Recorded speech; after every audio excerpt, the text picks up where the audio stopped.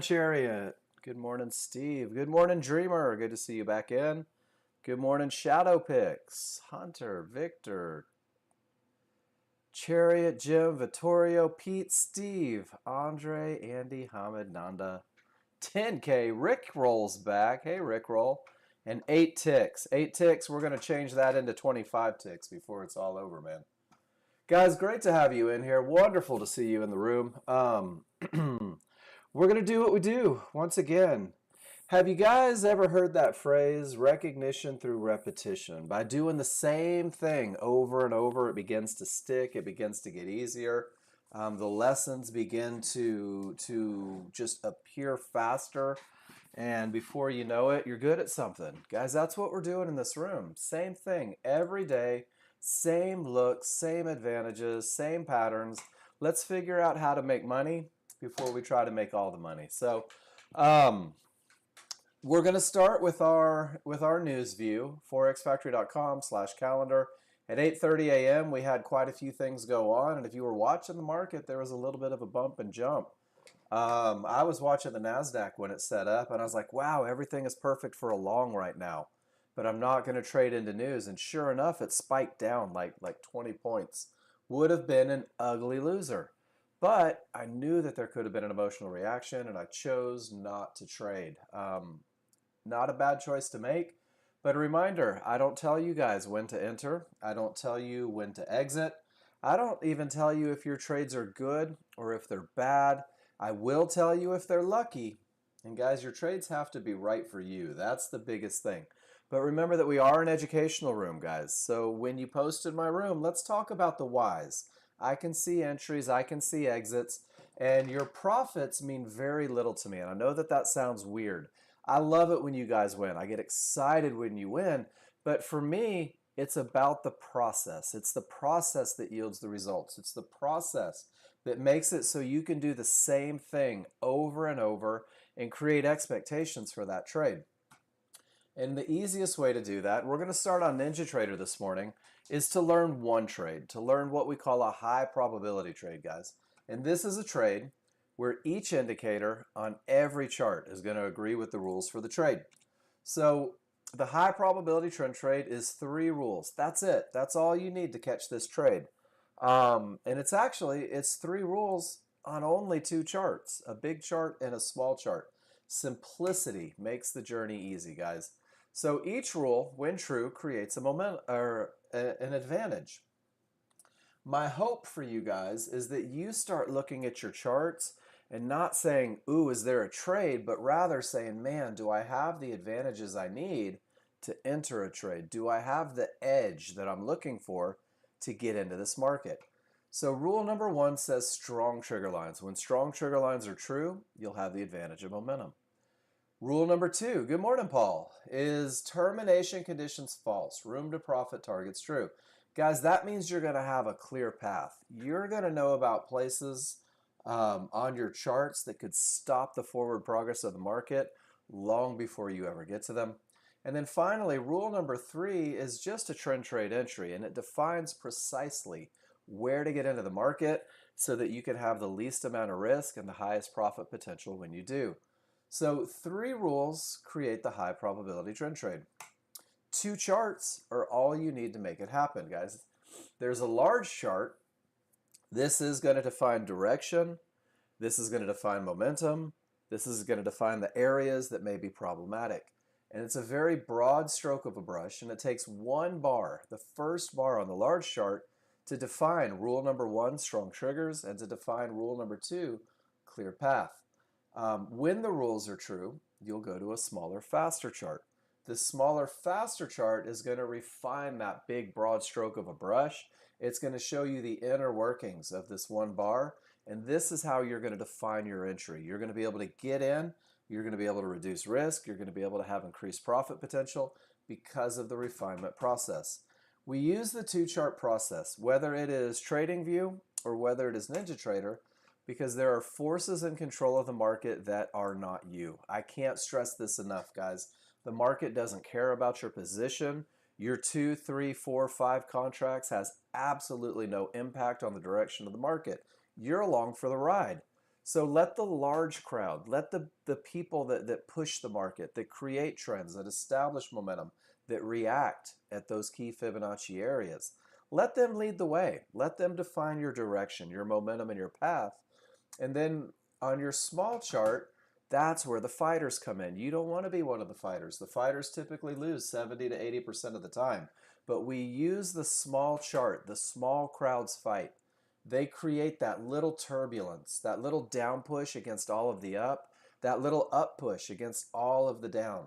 And these yahoos fail like 70 to 80% of the time. So when the advantages are true on the large chart, your entry comes right where their failure is most imminent. And this is what we're going to talk about this morning. We're going to focus on a high probability trend trade. This is for my Ninja Trader users.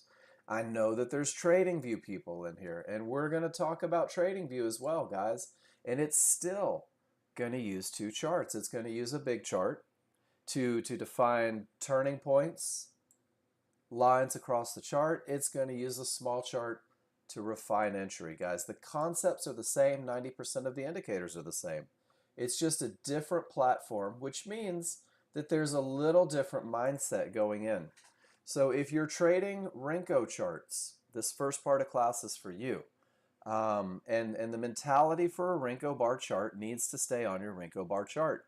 If you're one of my TradingView users, you have to stop thinking like a Renko bar chart user and switch over to the TradingView mentality. And I'm going to show you an example of that in a picture that was posted, and how it takes a second to make that transition. But let's go through three advantages real quick, guys. But I want to talk about the indicators you're going to see in Ninja Trader. First, you're going to see trigger lines. Trigger lines are on the big chart and the small chart. You have small triggers, 2 solid lines. You have large triggers, 2 dashed lines. These triggers are going to define momentum. These triggers are going to let you know if areas are broken, if areas could stop the market. These trigger lines are even going to help you define entry. All you need to know is that these are small and these are large. You're also going to have areas on both charts. Areas, sorry, I need a drink. Areas are where the large crowd make decisions. Areas can create bounces against an established trend. Areas can stop forward progress. Areas can break.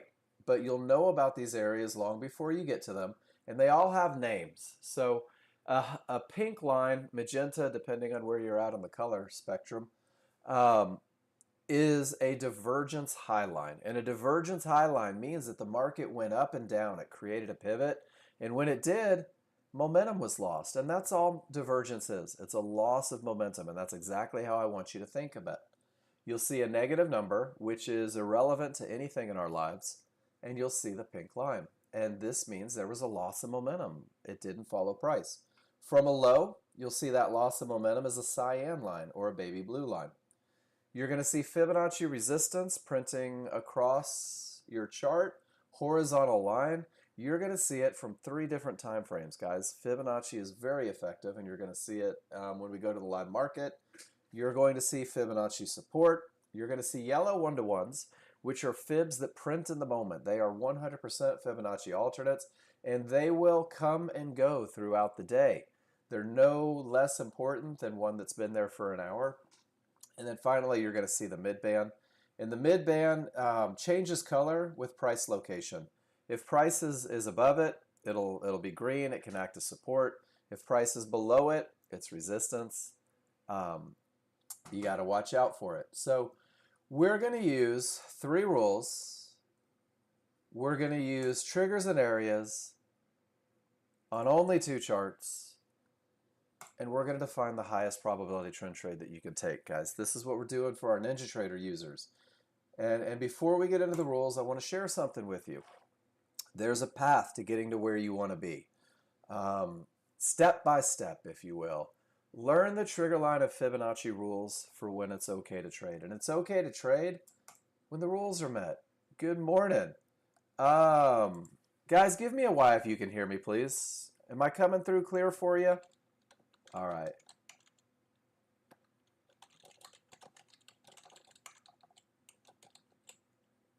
And if you ever can't hear, we'll get Pibby his message. If you ever can't hear me, guys, just let me know. And I'll ask the classroom. I'll say, hey, guys, can you hear me? And everybody posts a why. And then you know that it's something going on your end. Just reboot Discord, and it typically takes care of it. So, guys, these rules describe a pattern. This pattern can be proven to win more than it loses, and that creates confidence in the move. So, everything starts with momentum, guys, and momentum are just using those trigger lines to let you know that the trend is likely to continue in the direction it's already going. So if your background on your large chart is green, your trend is up. Your highest chance of success is going to come from following that trend, trading with the established trend. If it's red, it's down. The only way you can have strong triggers in an uptrend is if the small and large are both green as well. In a downtrend, if both the small and large are red as well. If your colors don't match each other or the background, you don't have rule number 1 met. That's a little cheat code for you there. But what strong triggers is small triggers above the large triggers in an uptrend. Space between the two. I want you to picture scissors that are open, ready to cut. In a downtrend, it's small triggers below the large triggers, space between the two. Your advantage of momentum goes from the point of separation until they close. And then once they close, the advantage is gone. The rule's not met. You have what we call weakness. And weakness, anything can happen up or down. Strength, odds are favorable for the market to continue. So you're going to see that on a lot of charts.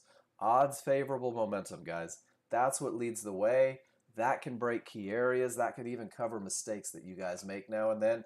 Even covers mistakes that I make now and then. But momentum is the first advantage for a reason, because when you have momentum, it's going to be difficult to stop that market. When you have momentum, key areas are more likely to break. And guys, when you have momentum, everything is likely to push in the direction of that trend. And look at this. When I have weakness, there's a big retracement. When I have weakness, there's an ugly reversal. Weakness. Colors don't match. It pushes up. Weakness. It pushes up. Small's on the wrong side. It pushes up. And now if you'll look at the most current bar, can everybody give me a Y if you see that the smalls are below the large and there's space between, guys? The odds are favorable for the market to continue down. But as favorable as that momentum is, your large chart has areas. And areas are where the large crowd, where the people in charge, the men and women that established all that momentum, may decide to get out of their position, may decide to enter a position, may decide to fight the buyers and sellers. So termination conditions happen at key areas. And you guys are going to become trigger counting guys and gals. And when price reaches an area, when the large crowd gets to Fibonacci resistance, that's when the decisions are most likely to be made. So if price reaches any area of resistance, 1-to-1, divergence high, red Fibonacci resistance, you're going to count your triggers. How many triggers made it above that area that could be problematic? And if the answer is 0, if 4 trigger lines remain below, too small, too large, that's a termination condition. That termination condition could reverse the market. That termination condition could create a big ugly bounce. That termination condition could break. And the reality is you'll never know. You'll never know whether it's going to break or hold. So rule number 2 says absolutely no trades into that area. From that area, price comes down. Life is good. Look at all that momentum. And then boom, they hit Fibonacci support. Every one of my users in this room says, well, how many triggers have made it below support? The answer is 0. 4 trigger lines remain above. Support is a termination condition. It could bounce, they could fight, it could break. Hell, I don't know. So rule number 2 says absolutely no trades into that area. Guys, does that make sense to everybody? Give me a Y if you're with me. Horizontal lines on a large chart could stop the market. 1-to-1s, no triggers through. And look at that, even with momentum, down it goes. Pulls back to support. a couple triggers through. We'll talk about that. No triggers through the divergence high. No triggers through the divergence low. No triggers through the divergence high. Oh my gosh, goodness gracious. No triggers through the Fibonacci resistance. How often, pull back to support, no triggers through it, goes up. Straight off of support. Guys, could it be this consistent? Straight off of support, straight off of resistance. Holy smokes. And you guys know about these places before you ever get to them. Look at all that. Now we've got momentum, guys. And now all of my triggers have gotten below Fibonacci resistance, and there's nothing until the distance. Life's looking pretty good over here on crude oil. Let's talk about when an area is broken, guys, and why counting triggers is so important. Because if no triggers get through the line, I'm obligated to sit on my hands and do nothing. That's a termination condition. That could stop the market. That could create a bounce that I can't survive as a day trader. This is an avoidable loss if you trade into one of these areas. If two of your trigger lines get through, both small triggers, all we're doing is counting. And Victor, this is why I wanted you to change your language a little bit from, guys, don't just say clear path or not clear path. Count the triggers. So two triggers.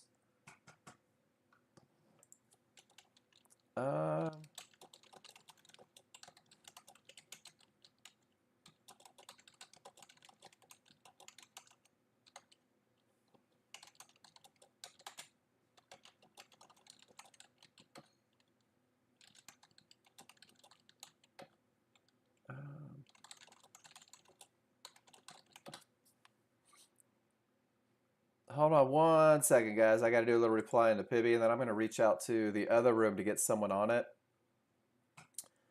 Yeah, don't suffer with technical issues, guys. Don't suffer with technical issues.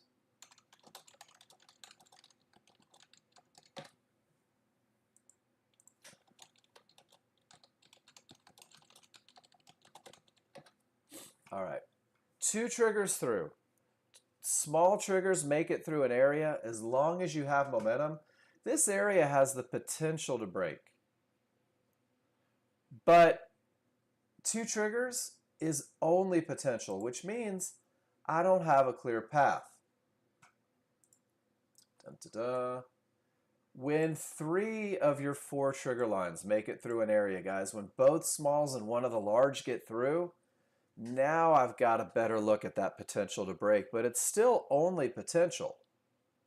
And because it's still only potential, my path is still not clear. Once four trigger lines get above the problem, now the problem is gone. Now it's in the rear view mirror. Now my path is clear. And guys, what you will realize is that when four triggers get below support, support becomes resistance. And when four triggers get above resistance, resistance becomes support. So when an area breaks, it actually changes its role within the day. Can you guys give me a why? If that makes sense. All we're going to do is count triggers, guys. Every time you reach an area, this is going to keep you out of a lot of trouble because rule number 2 was established and created and became a part of the curriculum because it's not about the one time that it breaks, guys. It's not about the one time that the market magically makes it through. It's about the 36 times that you would have lost money trading into that line. So chart reading accounts for about 95% of your day, waiting for the advantages, looking for the best of the best. And when you have it, momentum and path, we're going to go to the entry area. And this is a great example live, guys. When my large chart says down, when my large chart says down strong, when my large chart has room to targets, we're going to let the small crowd fight.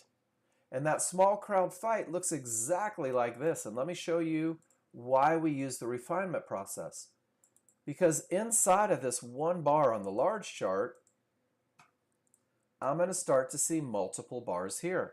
And when the small crowd starts fighting, their fight is most likely to go somewhere from the bottom of these triggers to the top of these triggers. This is where that retracement is most likely to occur. But trigger lines aren't bouncy. the market is most likely to bounce and continue down somewhere from the lowest point of resistance to the highest point of resistance inside of those triggers. And this is how you're going to be able to define your entry, how you're going to be able to refine those large chart advantages and turn them into an entry that allows you to reduce risk and gives you the absolute most room to get back to your targets. So let's go through it again. Since it's a short trade right here, we'll go ahead and do it on a short trade here. When the large chart rules are met, I'm going to wait for a reversal bar. This reversal bar says the fight is on. Price may retrace somewhere from the lowest point of these triggers to the highest point of these triggers, guys. You have two sets of triggers, two large triggers on your small chart. You have the smooth ones. Those are your 5-1 large triggers. Those tell you that you have momentum. And you have these stepped triggers. You're not my real trigger. And the step triggers are the large triggers from the large chart because price pulls back to these moving averages. Once you define where the retracement is most likely to occur, you can pinpoint where the market is most likely to bounce, where the small crowd is most likely to fail, and this becomes your point of entry. And you'll actually activate a limit order. You'll sell this market while it's on the way up. You'll buy the market when it's on the way down, right at an area inside of triggers. There's a way to reduce risk, what we call favorable large triggers, guys. When you have large and synthetic overlapping one on top of each other like two snakes riding piggyback, you have the smallest range where the market's most likely to retrace.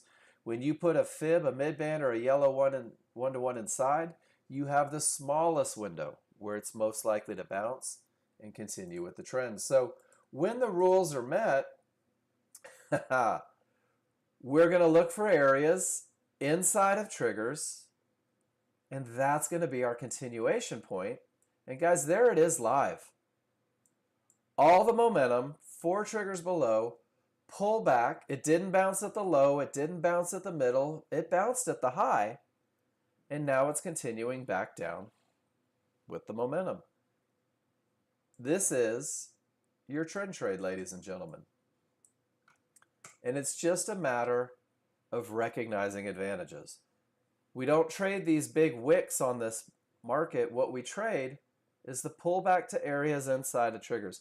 Can you give me a Y in the room if you see it? Because everything that I've just talked about in the last 20 minutes came true right in front of your eyes. So it's not about my desire to make money. It's not about my hopes and dreams to buy a Ferrari. It's about learning a pattern. And you guys that are my age remember the patterns from the 80s that let you play the same video game for hours on one quarter. Once you learn the pattern, ladies and gentlemen, life is good. And the further you deviate from the pattern, the more difficult life becomes. So what I want you to do, new users, and I'm talking to Dreamer and Shadow Picks and Hunter, you're still in there, and Pibbies. Guys, momentum leads the way. A clear path lets you know that there's no trouble, and then work on defining your entry. You'll be confused as hell for the first 3 days as you learn the language, and then you'll start to see these things come together. And typically within the first 30 days, you guys are picking these great trades. Once you can do the basics, once you understand these core concepts, you're going to find more opportunities. There's no doubt in my mind. But I want you talking about advantages. So Dreamer, when you look at your chart, I want you to ask yourself, do I have momentum? Is there a clear path? Can I define an entry area from a pullback to triggers inside, or pullback to areas inside of triggers? If you can, you have a high probability trade. You have a trade that is the best of the best, that has every advantage. Each indicator on every chart agrees with the rules. You should be chomping at the bit to take that entry. If you look at your chart and one advantage is gone, now it's a medium probability where most of your indicators line up. However, an issue exists. That's okay. We'll take it. We'll manage it assertively. We'll get quick profits. Jose did an awesome job of that this morning. You'll see it, or I'm sorry, Victor, when we look at charts. Sorry, I was looking at Jose's picture and thinking of Victor's charts. And then, guys, if you start recognizing that your advantages are gone, guess what? You're low probability. There's got to be this nagging voice behind you that says, "Don't take it. It's not yours. Why are you risking money on something that doesn't have anything in favor of your trade?" And you'll be like, "Whoa." So it's just advantages. It's just three things. I'm in control of the entry. I know when I have to manage assertively, and it all revolves around that. And guys, this is what we do every day in this classroom. It's still going down. I love it. And that's your pattern. Let's see if that pattern repeats on other markets. I have a feeling it does, or I would have never said that, right? Let's go to S&P and see what's happening in the S&P. Smalls below the large, not even a resemblance of a clear path yet, but they're trying. 2 triggers below. Whoa, look at them go. Look at momentum push live right in front of you. So I've got 2 triggers below. I've got, we'll call it 2 triggers above. If I get a reversal bar, where's the market most likely to bounce and continue down? Somewhere in that box. But this is not a high probability trend trade scenario. Rebooting it, Pete. Rebooting it. There you go, guys. Not a high probability scenario because the path isn't clear yet. Can you guys give me a why if that makes sense? First, I look at momentum, and then I count triggers, and I say to myself, it's not perfect. What else am I looking for? Well, if my path isn't clear, I want to make sure momentum is strong. I want to make sure my small chart has momentum. I want to make sure my small chart doesn't have divergence. And guys, this is a medium probability trend trade. Pull back to the areas inside of triggers. My stop will go 1, 2, 3, 4, 5 ticks above, whoops, it got hung up, above those trigger lines where the market is most likely to retrace, above those areas that are most likely to create a bounce. And I'm in a trade, in a scenario where I have momentum but only the potential to break.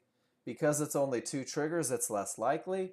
I know exactly where it's most likely to bounce. I know exactly where it shouldn't go if this is going to be a winner. And now I sit still and I wait for the result. And guys, these trades that I just talked about are right in your KISS plan.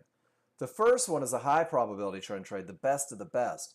The second one, and the one that we just pulled the trigger on, is what we call a medium probability trade, where it's only potential. And it says, I need a termination that reverses the market. I need momentum on both charts, and absolutely no losses in momentum because I rely on momentum to push that market through.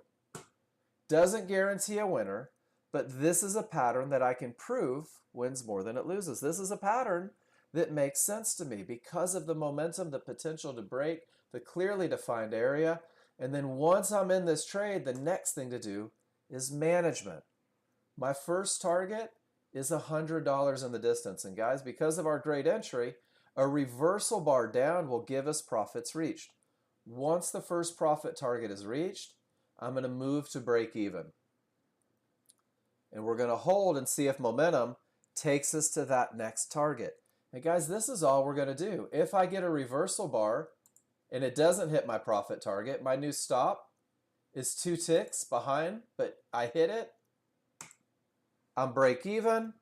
I've got nothing to lose, everything in the way. Man, guys, there are times when I am blessed with live examples right at the beginning of class, and this is it. We've already made $100. We have absolutely nothing to lose, and if it hits 64.46, guess what?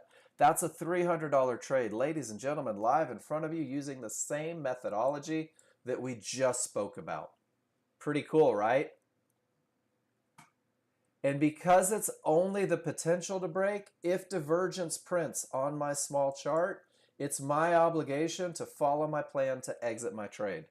But until that divergence prints, I'm in this. Hell or high water. So let's see what happens. Let's finish this one out. We either get divergence or we don't. We either exit or we hit our target. We have nothing to lose and money in the bank. Ladies and gentlemen, what a calm feeling. What a wonderful feeling. What an exciting feeling to know that all I have to do is learn one pattern and I have the potential to win more than I lose. One pattern and I have the advantages and the pattern that says we're more likely to hit that green line than this red line. Just push down, market. I have a class to teach. Are there any questions about momentum? Because you've got to learn it to catch this trade. Are there any questions about counting trigger lines when you get to trouble? Because you have to learn it to catch this trade. Any questions about pullbacks to areas inside of triggers where the market is most likely to bounce and continue down with momentum and path?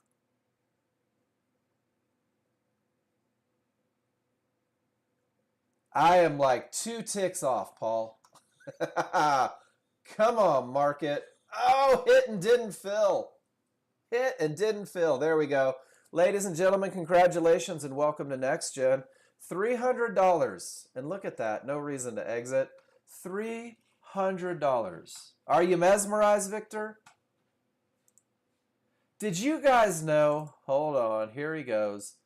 Did you guys know that $300 a day, 252 trading days a year, is a $75,000 increase in your income? Guys, it's 9:30 a.m. We just took that trade off the open. Can you imagine, with a little bit of experience, when you hold that trade that had no reason to exit? Goodness gracious, there's a lot of money to be made. And with all that momentum and nothing in the way, I know exactly where it's most likely to go. And now I know exactly where it's most likely to bounce. Weekend triggers, right at a fib, 4 triggers above. Take your profits, get the hell out, go play golf. Welcome to Nexgen. Any questions? This is where I drop the mic and ask you for your credit card. The software, the patterns work. You just have to learn how to do it. You just have to learn how to do it. And guys, NinjaTrader's not the only one. We have TradingView as well. For you guys that want to be a part of the funding company, which you should be, trade other people's money, right? Why the hell would you put your own 10 grand in the market when you can have John Novak's 10, 20, 50? Guys, the TV plan, TradingView, over 1 million users. I love this platform. 2 charts. There's a 15-minute chart. It's not a Renko chart. Takes a lot longer for things to happen, but this is your roadmap. This is your big picture. Targets, terminations, trigger lines. 1 minute. It's going to define your entries. Entries are taken from mid bands for trend trades, HVA lines from termination zones, and then we're going to have a momentum trade as well using zones and HVA lines, guys. Checklist to get you into the market the same way we do it. So when you look at TradingView, small is below large, the momentum is down. It's the same concept. Price reached an area, don't trade into it. It's the same concept. Big chart, little chart. So we talk about both. I'm going to focus on NinjaTrader a little more just because I have more NinjaTrader users in here. And guys, the path to getting to where you want to be. I only talked about the first one. I didn't even go into it too much. The path to getting to where you want to be, guys, it starts with learning those very basic concepts. My promise to you is that I'll help you. As you learn, you need to be taking pictures. You need to be posting in this room. You need to be talking about the good, the bad, the ugly. And then let me see it. Let me see your chart read. Tell me why. Hey, I saw momentum. There's my arrow. There's my strong triggers. Mark, this is strong triggers. Rule number 1 is met. And I'm going to say, Dreamer, you're absolutely right. Look at the separation. Great job. Shadow picks. What a perfect example of momentum. And then we're going to say, this is my termination condition situation. I've got 3 trigger lines through, or 2 trigger lines through. This does have the potential to break. Ollie, because it's only the potential, I know it's not high probability, right, Miss Linda? 2 triggers isn't a clear path. That's only the potential, which means this chart better be perfect. And look at where I entered, right at an area. Inside of triggers, I used the language, and I got out at $100 and $200 because that's what the KISS plan tells me to do as a brand new user until I can create my own plan. So guys, every chart posted in this room should talk about momentum, termination, conditions, and entry. And I said it earlier, and I'm just going to say it again. Avoid the temptation of saying, hey, Mark, I made money. Avoid the temptation of saying, I entered here I got paid, right? Tell me why. Why did you enter there? I entered there because it was a pullback inside of triggers, because it had the potential to break, because strong triggers were present. And guys, what you're doing is you are writing a recipe. You're writing a recipe for success. You're making it repeatable, you're making it testable, and you're proving to yourself that this pattern wins more than it loses. If you avoid the annotations, guys, you're not going to get the recipe written out. And even more importantly, these annotations are going to identify the challenges. Usually after the fact, you go back in and you're like, I had a clear path. And then you're like, oh, son of a gun, it was only 2 triggers. Maybe I should have managed a little more assertively. Maybe I shouldn't have taken that trade with divergence. And it's going to help you see the things that you didn't see. So simulate, practice, make a million mistakes as a new user, because mistakes make you stronger, they make you better. But post them in the room for feedback. And guys, please use the recipe. Tell me what you see, because it's the process that yields the results. It's the pattern that yields the results. The second thing is use a spreadsheet. And I guarantee 90% of you in this room are not doing this. Guys, I give you spreadsheets for both platforms. And I'm going to do this right now. I'm going to give you the plans for both platforms. I'm going to give you the trade journals for both platforms. So there's the KISS plan, there's the TradingView plan, and now there's these spreadsheets, guys. TradingView has each of the 3 trades on the checklist and a lot of pictures so that you can go through and get good at it. There's ideas on management. There's ideas on when not to go long and when not to go short because there's stuff in the way. The second page is your trade journal where you're going to track your progress. On the Ninja Trader version, this one's been around longer. It's a little more thorough. There are what it looks like to have your rules met in green, what it looks like to have them not met in red, so you know to pump the brakes. Over 500 pictures of you clients killing it, taking advantages, making money, taking the perfect trades. And guys, even, and I'm going to do this, and I hope this doesn't freak anybody out, sometimes we're going to see the perfect trade with every advantage, nothing in the way. Life is good, and it doesn't work. Anything that wins 70 to 80% of the time is obligated to lose 20 to 30% of the time. But I am so convinced that this pattern is solid because I've studied it. Even the ones that didn't work, I'm willing to put into this spreadsheet because the pattern is the same and the study is good. Ideas on NASDAQ. Guys, if you're on Renko bars and NASDAQ, it is like a methed out weasel going in circles. It's hard to keep up with. Ideas on management, patterns that repeat themselves, a place to build your plan, and then there's that trade tracking sheet again. Guys, this trade tracking sheet is going to change your life because that trade tracking sheet gives you a place to put a picture of your trade. You're going to go back every morning, read your annotations, and ask yourself what worked and what didn't work. And even more importantly, you're going to go to the feedback because everybody gets feedback in my room. Sometimes the feedback is that it was perfect and it belongs in the plan. And sometimes the feedback is you keep trading in determination conditions and in losing. Here's how to avoid it. Here's a recipe for avoiding that problem and finding more success, guys. And every morning, if you go through that 3-minute process, it'll prepare you for the day, keep you focused on the good, and it'll accelerate the learning curve. There's no doubt in my mind. So you guys have everything you need to be successful with the software at this point. The only thing that you don't have is the experience for it to become easy. The only thing that you haven't given yourself yet is the time, the picture taking. And guys, pictures and annotations. I take about 70 pictures a day, I think. My picture count for 2025 is 6,100. We checked it earlier in the week and it was right at 6,000. Guys, the more pictures you take, the more you annotate, right? The more you talk about, the more, I called them assholes in my annotation. You probably shouldn't do that. What you're going to find is that life gets pretty easy and recognition comes pretty fast. So let's look at some of the pictures that were posted this morning. Let's go back to, do I have it in here? Nope. Every picture posted. Every picture posted, guys, what I'm going to do, because I want you guys just convinced that this is your lifeline as a new user, every picture posted is going to have this put on it: momentum, path, and entry.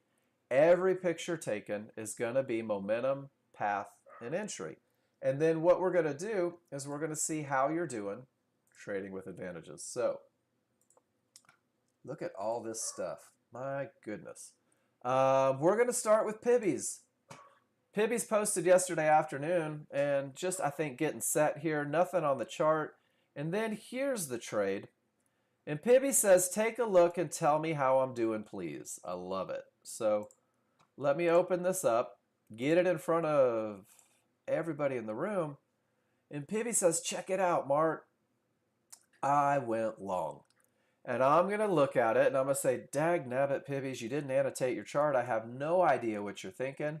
But I'm also going to say, hey, you're brand new to my room. Let me annotate your chart and tell me if I got it right. So this is what I saw, Pibbies. Let me know if it makes sense. I'm going to scroll down. Small triggers are above the large triggers. The triggers are strong, and rule number 1 is met. Can you guys give me a Y if you see it? I have momentum on that pullback. 3 of the 4 trigger lines are above the area. It has the potential to break with the momentum, not a clear path. You got in, Pibbies, on the way up, not the way down. That's okay. Waited for a little confirmation. You're in the trade. It's a medium probability scenario. Stop goes below it. And then what I said was, if divergence prints from this point, it's an exit condition with the rules, and the market will likely push lower. Now I'm going to show you guys Pibby's next trade. Let me find it here real quick. And I want you to see what happened when divergence printed. That's not the one I was looking for. Hold on. There we go. I want you guys to see what happened when divergence printed right from those yellow 1-to-1s. So my assessment was, if divergence prints, the market will likely push lower. Divergence printed and the market pushed lower. How did I know that was going to happen?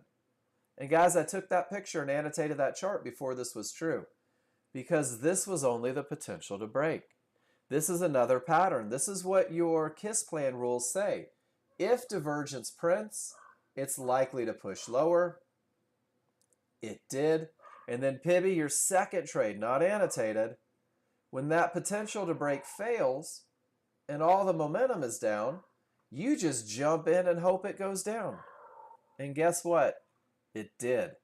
That momentum carried it all the way to the next Fibonacci area. So Pibby, great job. Great job finding your entry to go with the momentum and the potential to break. Great job getting out when it failed. Great job taking advantage of momentum with absolutely nothing in the way when it did. Reading indicators like a rock star. Nicely done. Any questions about anything we just talked about? Pibby or anybody? Pibby or anybody? Let me know. All right. Let me scroll down to see if they were there. And then Joel, you say divergence. I agree. You say 1-to-1s. I agree. Joel, are you in here today? I'm not sure that he is. But Joel says enter in an area inside of triggers. And ladies and gentlemen, that's not one of the TradingView rules. That's a Rinko rule. Not at all what we're looking for on the TradingView.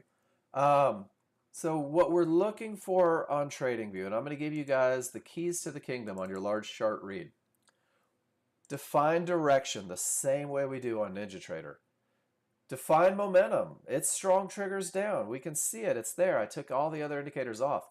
But because it's such a slow chart, what direction are my small triggers going? They're going down. I'm only looking for shorts. It says nothing but shorts. Is price strong, meaning left of the triggers? Is price in a transition phase, meaning inside of the small triggers? Is it weak on the right side of the triggers, guys? Ask yourself this question every time. What direction is the market going? What direction are the small triggers going? Where is price in relation to the triggers? If it's on the strong side, this is your easiest shorts, your highest probability shorts. This is where I'm just looking for an opportunity to go short with it. If I'm in transition, I may need to manage a little more aggressively, but still only shorts. If it's weak, it's still only shorts.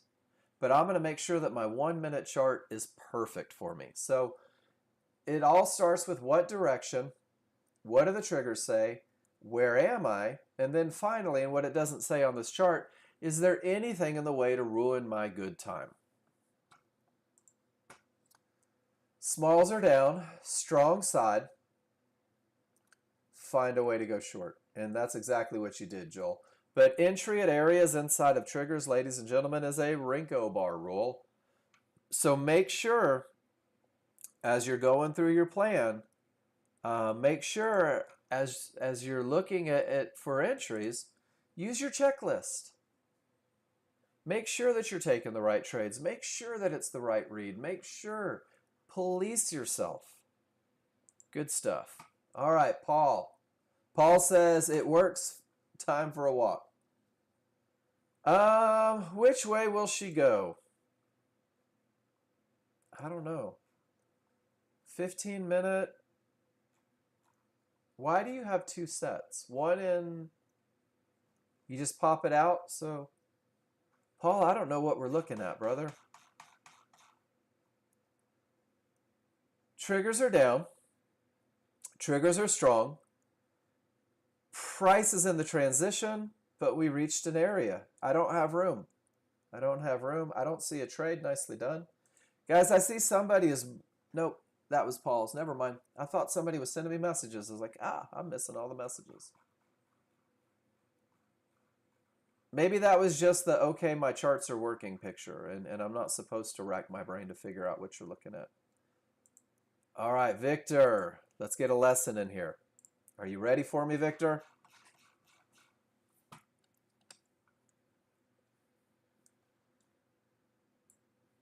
And we're going to do two things. First, we're going to put these on there.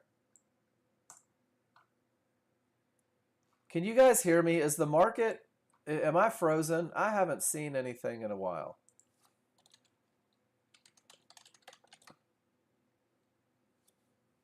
You can hear? Okay, I'm making sure. I was like, oh my gosh, nobody's talking. Cool, we're good. Thank you, guys.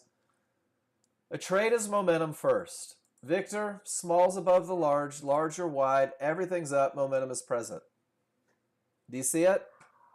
Pibbies.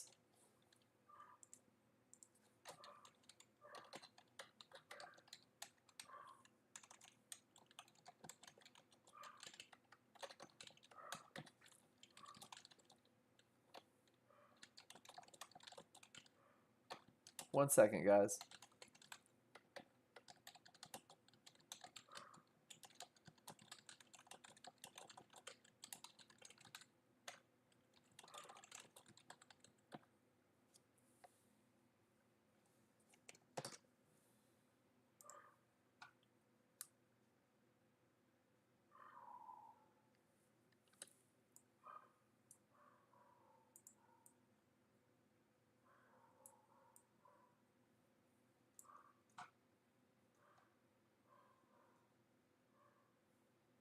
All right, guys, usually that'll kill it. Not just closing Discord, but actually killing it usually makes a difference. And I'm sorry I can't be more helpful.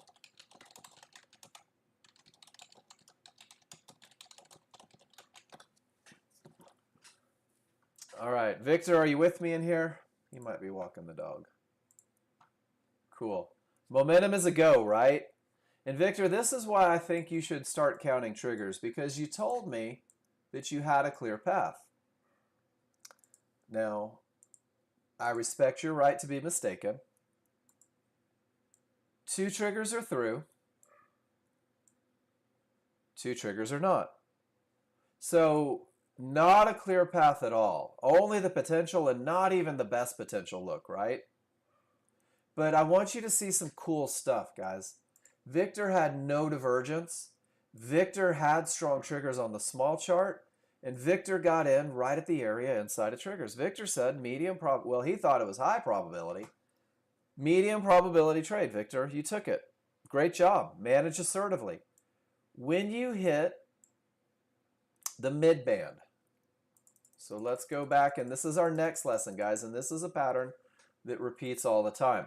When you hit the mid band, do you see how your large triggers were a full bar away, Victor?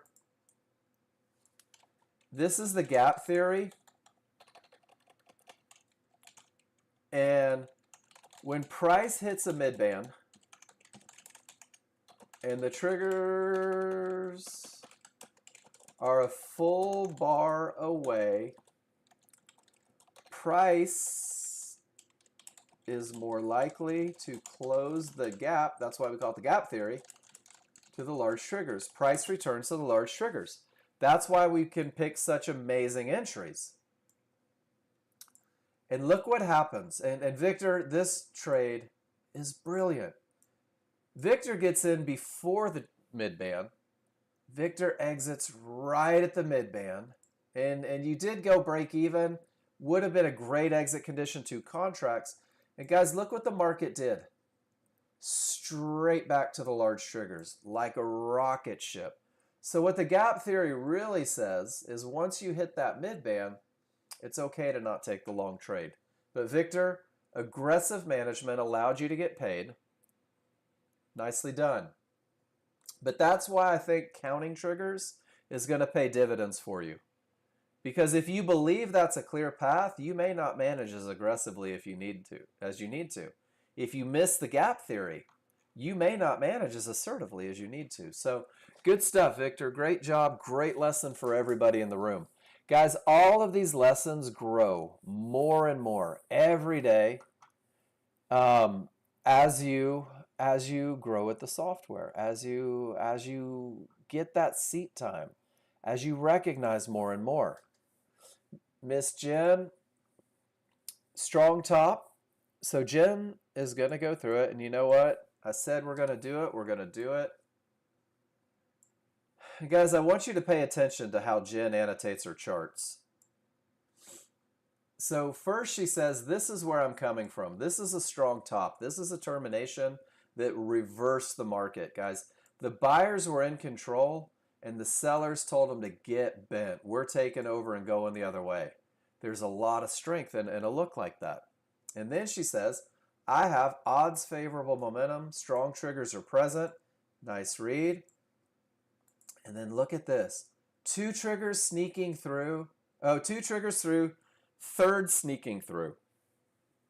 So Jen says, I don't have a clear path. And I know that I'm working with the potential to break. Doesn't mean that a trade is off the table. It just means that I may have to manage a little more assertively. Because of the large chart read, she goes to the small chart. There's her reversal bar. And it prints with divergence. So what Jen says is I know that the market may bounce here, it may bounce here, it may bounce here. But because it's medium probability, these guys are going to give me my best entry with the least amount of risk, or I'm simply not going to take the trade. And that's pretty outstanding. You're in control of the entries. And she even says, I'm going to let it start back down off that area because I want to know that the small crowd lost. She gets in, and she gets paid before it ever even reaches trouble. KISS targets straight from the KISS plan. Guys, this is beautiful use of the software. This is perfect execution on a medium probability trade, knowing what you're up against to be able to capitalize. Miss Jen, nicely done. You guys make me so proud. And did you notice, and here's a pretty cool thing, Jen's pullback to an area inside of triggers. Looks like Victor's pullback to an area inside of triggers. Dun, dun, dun. Looks like Pibby's pullback to an area inside of triggers. And guys, it's just a pattern that repeats itself over and over and over.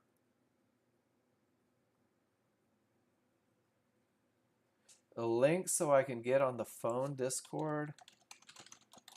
Probably in apps. We'll need to download.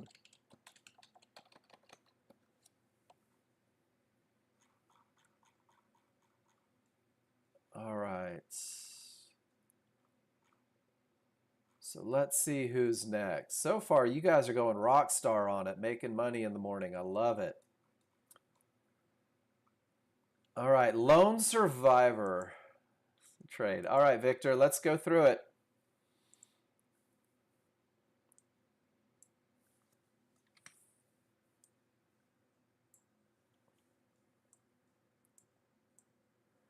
A trade is momentum. Small's above the large, larger wide. Here's where he took the trade, guys, just in case you guys can't see it. A trade is a clear path, 4 triggers above. Victor, you have both momentum and a clear path, right? Had momentum, clear path to both the 1-to-1s where the profit targets were set. Something spooked me before getting there, and I got out for a quick gain. All right, so Victor, we're going to take a management lesson. When you have momentum, when you have a clear path, there is one thing that's going to take me out of that trade, and it's 3 divergences in the same price range, 3 losses of momentum on my small chart. So Victor, at your exit, and it was right at the mid-band, right? That's what spooked you?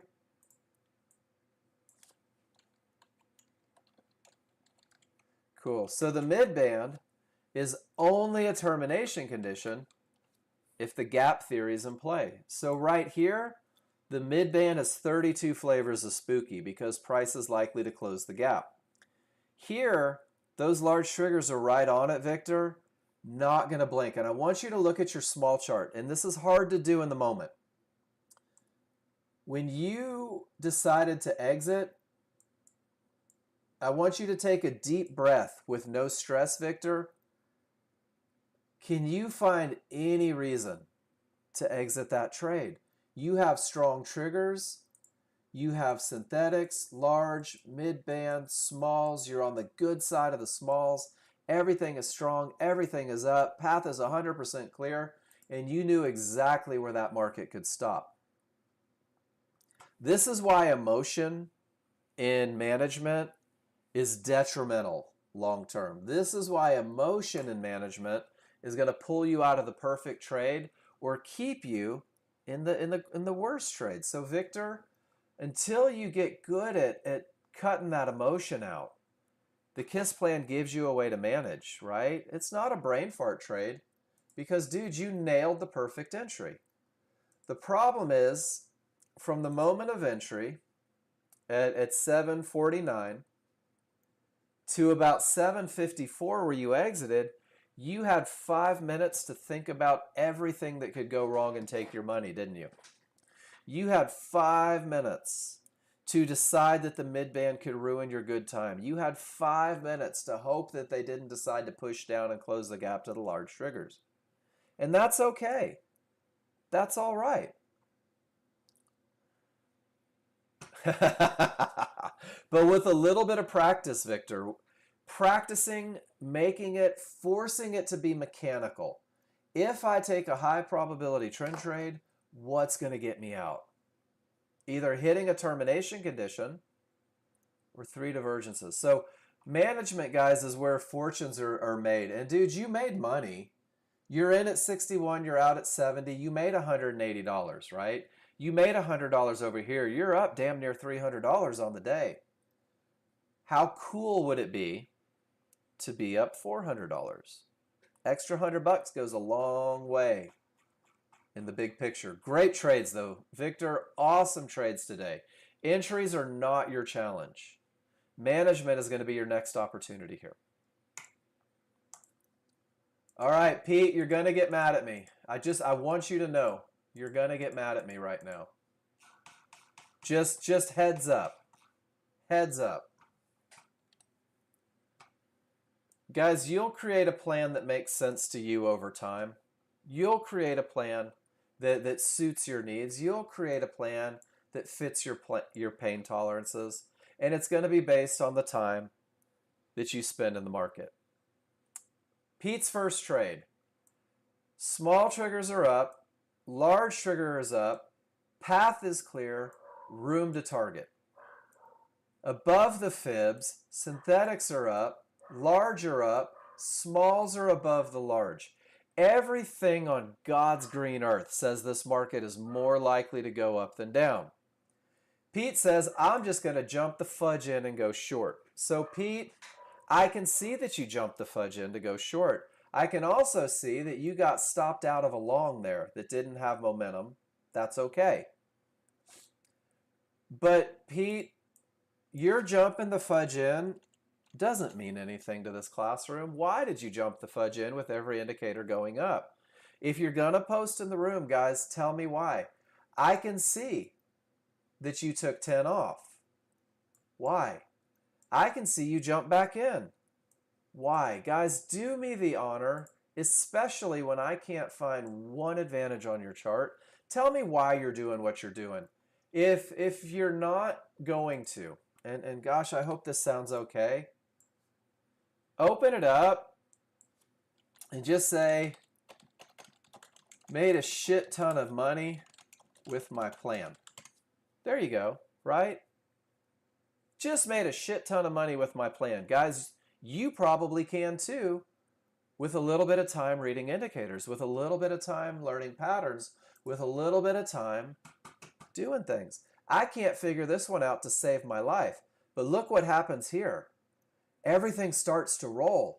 Everything rolls. Odds favorable momentum. Get below trouble. And Pete says, hell yeah, momentum and path. Pibbies, this looks like yours.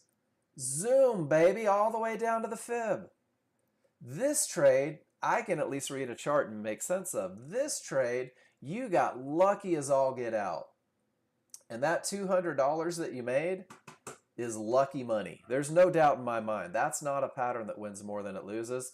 Otherwise, you would have gone short there. And you would have gone short here. And you would have gone short here. And you would have 173 short trades on the way up. Does that make sense, everybody? Sometimes you get lucky. So, Pete, you know that comes from a place of love, and I respect your trading plan.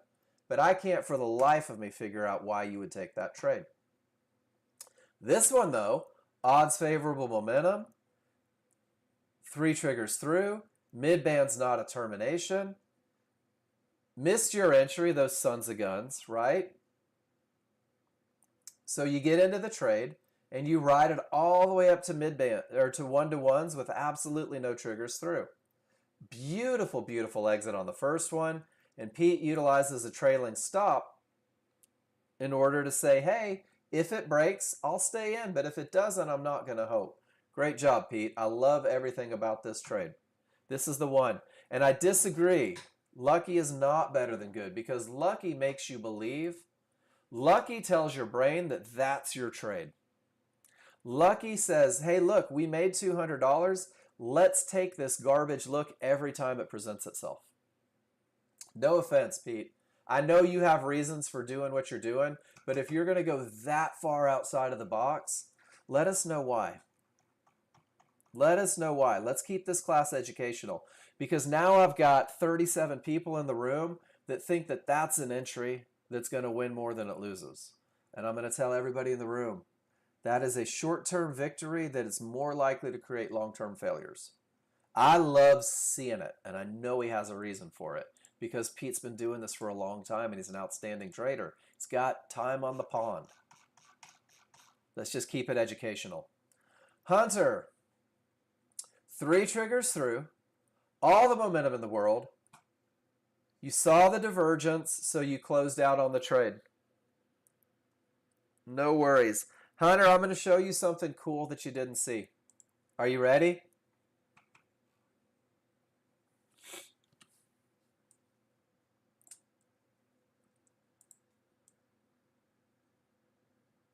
So that divergence line, Hunter, oh, he'll be back in 5? Okay. We'll come back to it. Jen. He's here. So So this divergence line stopped printing 2 bars back. It was deemed done and in the rear view mirror. And that's one of the things that you'll see on the software and you'll start to recognize is when they stop printing, they're no longer in play. And you're 2 bars back, which means you're good on this one. So you actually had a clear path, Hunter. Does that make sense? That's okay. Perfect entry. And we know that this one produced a winner, but you've got to make this mistake at least once so that you know how to recognize it next time. And Hunter, I got to tell you, you recognized that your rules weren't met and you thought you made a mistake and you chose to exit the trade instead of hope. Outstanding job. Outstanding work, Hunter. That's hard to do because that little what if monster shows up in your brain and says, Hunter, what if it works? Hunter, what if it goes down? Hunter, what if you're getting out of a winner? And Hunter, you got to fight through all of that. Nicely done. Great job sticking to your guns and sticking to your plan. Good lesson there. All right, Victor. Momentum, yes. 2 triggers through, potential to break. You're getting 3 as well. Divergence prints. There's your entry. And this, Victor, is where MCL got you by not looking at CL. MCL said that's not your trade. Crude oil said that is all your money. So once you get off of that MCL, once you start paying attention to that big chart, it'll help a little bit. But do you see how it was awesome? I hope you did. We took it live in class. And Victor, you can look at the big chart, the driving market. This chart is going to follow what the big crude oil does. It's okay to let your large chart be the big crude oil. But Victor, you probably said some point in the last week or two when you thought about it, yeah, but I missed that trade because it wasn't MCL, right? So you went back to MCL so you wouldn't miss those trades anymore? I've done it. I've done it. You guys have to squash the desire to change your plan based on one event. And I'm not sure if that's what you did, Victor, but you have to squash your desire to change your plan based on one event, guys. Trading plans are built on a sample, 20, 30, 40 trades. And Shadow, I just saw your comment there. Making money off the start of this trade pattern. Awesome. And you have to remember to be on the 5-1. Right on. And that's it. Execute on the 5-1. All right, Pete. Strong top. Triggers roll. Everything says down directly into a divergence low, trading into a termination condition here. Or no, we're a little lower. Never mind. Potential to break. Pete takes the momentum style, the I'm just going to jump in trade. Dumbest entry ever. Don't ask me what I was thinking. Pete, you were thinking strong top, all the momentum. This is a market that has the potential to run, right? And when it doesn't run, guys, let me show you the beauty of having a trading plan. When this momentum trade fails, it just turns into that perfect trend trade. And Pete catches it and capitalizes. Great job, Pete. Really nice trading. Your understanding of the market, your understanding of the read, knowing that if this trade doesn't work with this look, it's more likely to turn into the trend trade. Nicely done. All right, who's next? Let's go do a live market read real quick. Let's see what the market's doing. Here's our S&P, guys. They made it to their fib, didn't they? Off the open. And with weak triggers, right at a fib, it reversed. And off they went. And how did we feel about this one? All the momentum and the potential to break. Kind of a momentum look right off the fib. Some of you were taking momentum trades and caught it. Some of you didn't. Some of you used this as an opportunity for that jump the fudge in trade. That worked beautifully. Pibbies, you took one of those. And now it's at Fibonacci resistance, and none of the triggers broke in their week, and look at the reaction. Do you guys see it? Look what happened on your small chart, right at that termination condition. No more long trades, ladies and gentlemen. That's what the rules say. Odds favorable momentum. You did have a clear path. 1, 2, 3 divergences in the same price range says absolutely no more trades. Do you guys remember that lesson? 3 divergences in the same price range is the only reason to exit a high probability trend trade, and that was enough of a reason, and the market launched back up. So we're still up $300, and that one probably would have been 100 and a break even. All right, Jerry, go to the website.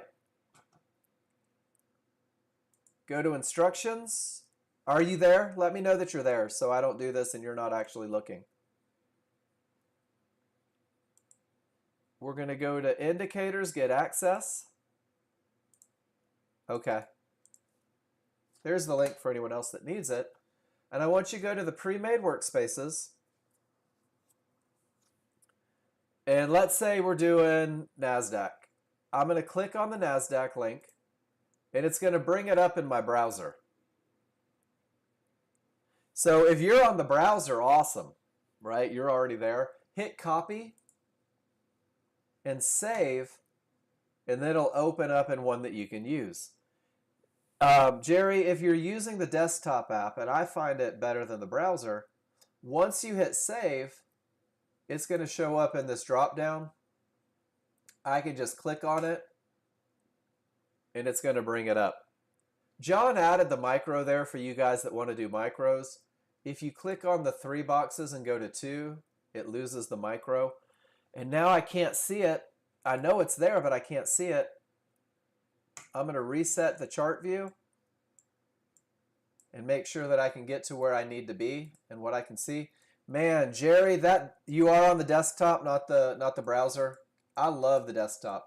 And there it is. There's my workspace. All beautiful. So let me know if you need any help with that. But that should get you right where you need to be. From the browser, it'll open. Click copy. It'll open it in the browser, but that's what puts it in your drop-down menu to get you where you need to be. Good stuff. And now I've got a fresh NASDAQ chart. Nothing wrong with that.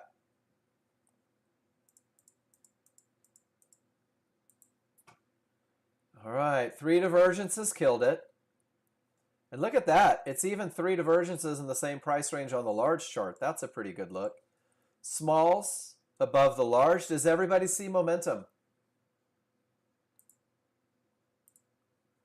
Odds favorable for the market to continue up. Let's count triggers. 2 triggers above, 2 lines above, 2 lines below. It's the potential to break. Can you guys give me a Y? Dreamer, do you see it? Shadow Picks, Bibbies? Who else? John, you're still new in here. Pretty cool, right? So I can say to myself, this market is screaming, but it's only potential because 4 lines aren't above. If I get a pullback without divergence, because that's what my rules say.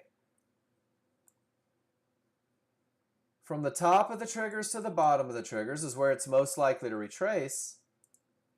From the highest point of support to the lowest point of support inside of triggers is where it's most likely to bounce. All I need is for them to come back and get me. Pretty cool, right? And the market hasn't even given me a reversal bar. I know exactly where I want my entry to come from. And now it's a clear path. Egads. Little fishes. Guys, now I have a clear path. Well, damn 1-to-1s. Now I have 3 triggers through. Remember, Shadow Picks. I love your money. I don't care about your money. How was the process? How was the process to get you there? Why did you do what you do? Where did you enter where you entered? What made you smile big, right? That's what I want to know.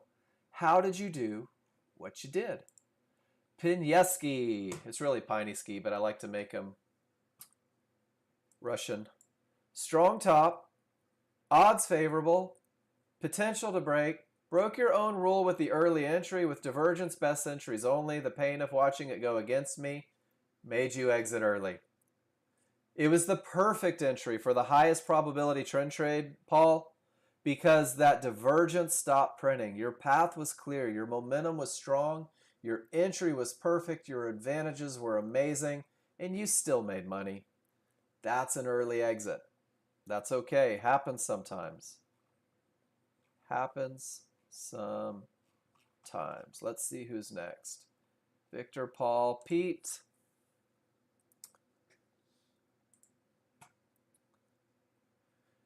Tried to break zone 10 times, couldn't do it.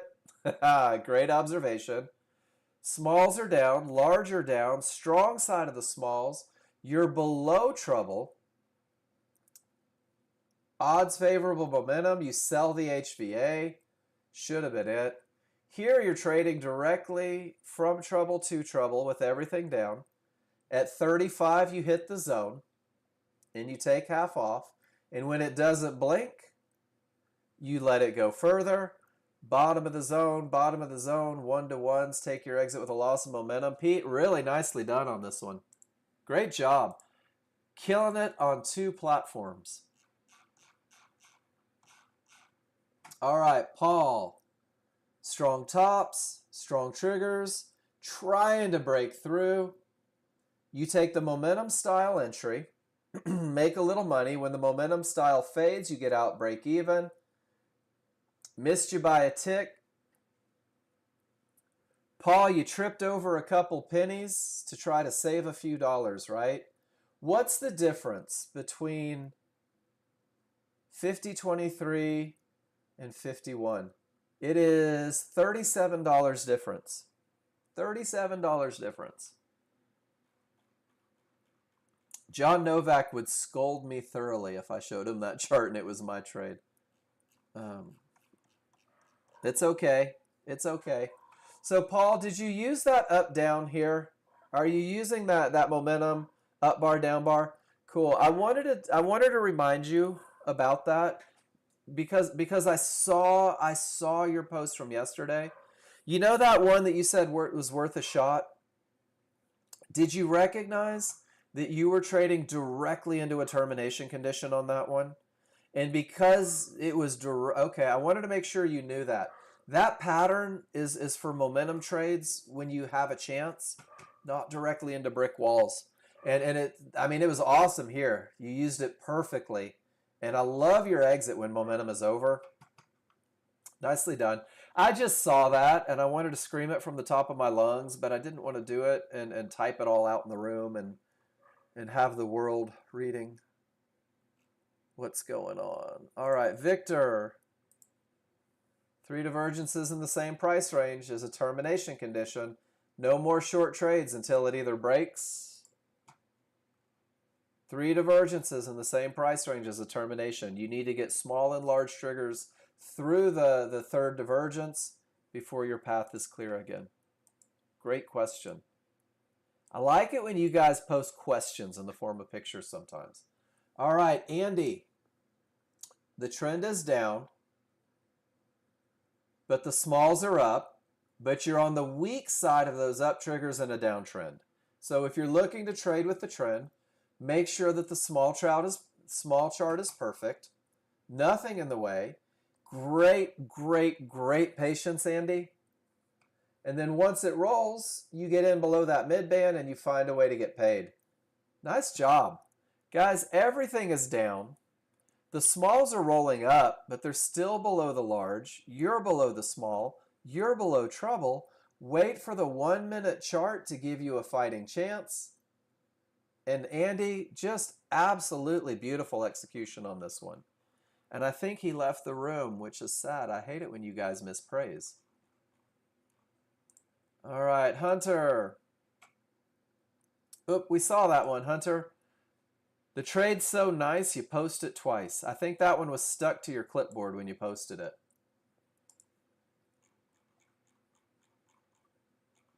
And then we have Caleb, is this right? Caleb. Remember, guys, I have to scroll up and down, so I go back and forth. Yeah, the third chart, Jerry, is MNQ. See, this is how I know people stop listening to me once they think they have what they need. In trading view, Jerry, up here, you'll notice that it has 3 of these. 1, 2, 3 charts. If you make it go to 2 charts, it'll lose that micro NASDAQ chart. All right, Caleb. Odds favorable momentum. And you just jump into the market, right? And it missed your target. But with everything down and strong, you didn't panic. You put your stop where the market shouldn't go, and you're still able to make money on the trade. Caleb, this is beautiful execution, understanding expectations. When momentum fails, it's probably going to turn into a trend trade. And watch this. When the momentum trade fails, it turns into a trend trade. And we saw that a couple times. Pete, I think, took the exact same trade the exact same way. Nicely done, Caleb. And yeah, Pete, you took that one, right? Got in on the momentum when it failed, held the trend trade, and got paid the same way Caleb did. I love it. Great minds think alike, and fools seldom differ, I'm told. So got to figure out which one we are. Great job, Caleb. Andy Man. Andy says, you know, I find that a ton of space on my chart makes it easy. Everything says down. The market is screaming. Life is good. And Andy, your trade is the break and the pull back to the zone. And you're out. I'm not sure why, but great job. And it went all the way to 23,611 with all that momentum down. And guys, this is it. This is a momentum trade. When everything says down, when everything is strong, when there's nothing in the way, this area could stop the market. Andy lets it break and then sells the pullback. And it makes it pretty easy. Nicely done, Andy. Nicely done, Andy.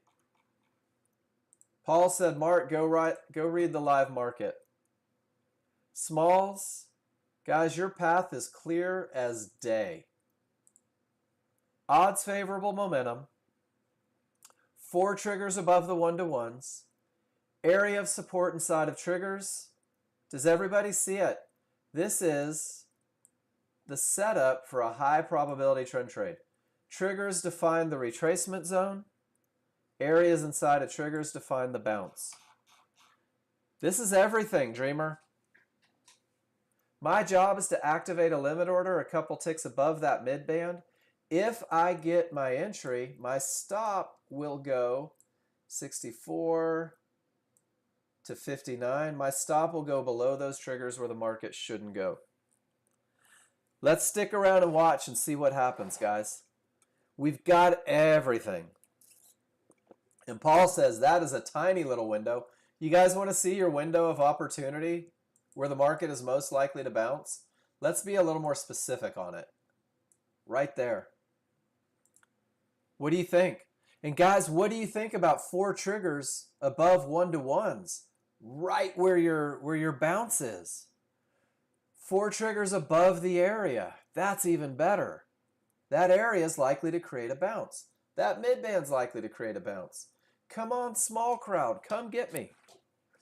Dreamer, Shadow Picks, John. Who else is new in here? Help me out, NinjaTrader users. Does this guarantee a win if I get my fill?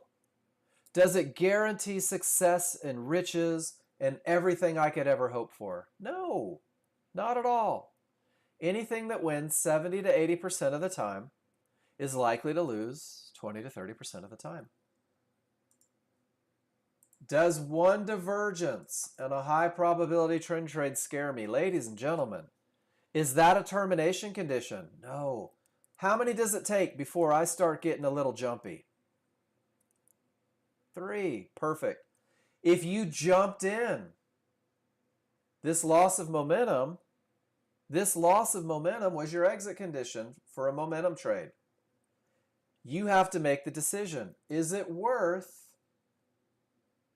the drawdown, or can I exit and re-enter? Don't call your shots, Victor. Don't call your shots. Show me a picture.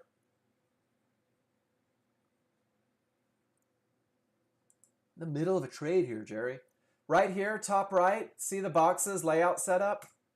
Where you're on 3 right now. Click it and put it on 2, and it'll lose that micro NASDAQ chart for you. I'm just messing with you. Awesome. All right, guys, we're not going anywhere until this one plays out. It's either going to get us or it's not. With an entry 2 ticks above, which would be 69, but it's coming up, we'll call it 70. I'm going to have approximately 10 ticks of risk, 11 ticks of risk on a high probability trend trade. That puts me at $220 total risk on the highest probability trade I could ever take. And then if we get our entry, we'll use the KISS plan again. I either get stopped out or I get a reversal bar. At the time of the reversal bar, I'll reduce my risk 2 ticks behind it. Targets will be $100 and $200. More advanced users will say, I'm holding for the fib, but there we go. We got tapped but not filled. Son of a gun. That's okay. They either want us or they don't. I refuse to chase it. I don't have time to chase. Miss Jen, odds favorable, 3 triggers through, 3 divergences in the same price range. Avoided the loser. Great picture, Jen. I like it. Oh, man. Boy, we called the bounce spot, didn't we? Pete, odds favorable, clear path, 3 divergences. You choose to take it anyway. You get one, buy it right before that market absolutely rockets up.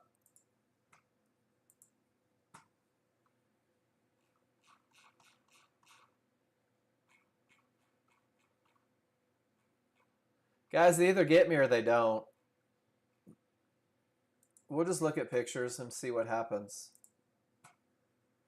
Pibby, why? Why? Why only 1 chart suddenly? You were showing me 2. Why did you go to 1? Why did you go long with your large triggers down? Why did you go long in determinations? What inspired this trade? I can't give you any feedback on it. I don't have any idea. Don't have any idea. They haven't left us yet, guys. Guys, do me the favor. If you want feedback, tell me why.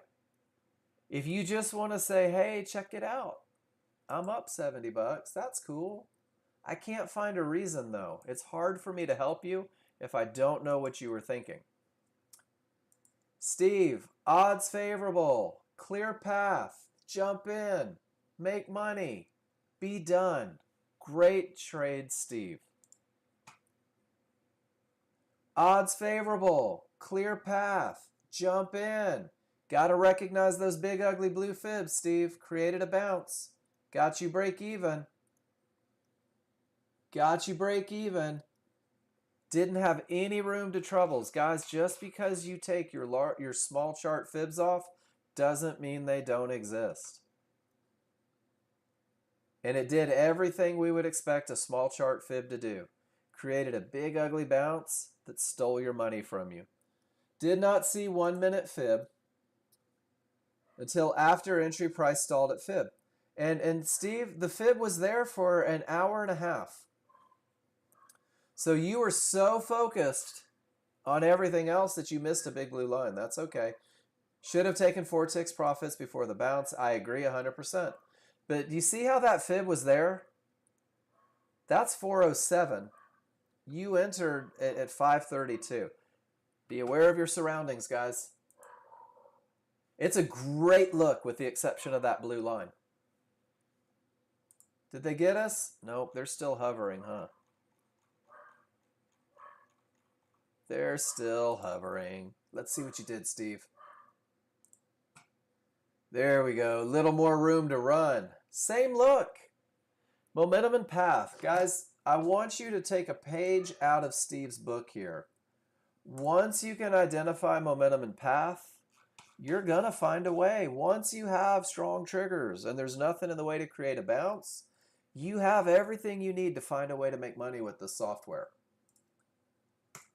Those damn bouncy points are what inhibit or prohibit the victories. Great trading, Steve. Whew, man, they must be making decisions at key areas. We did get tapped, so we do know where the bounce point is. Now we just got to see if they give it to us. Pete.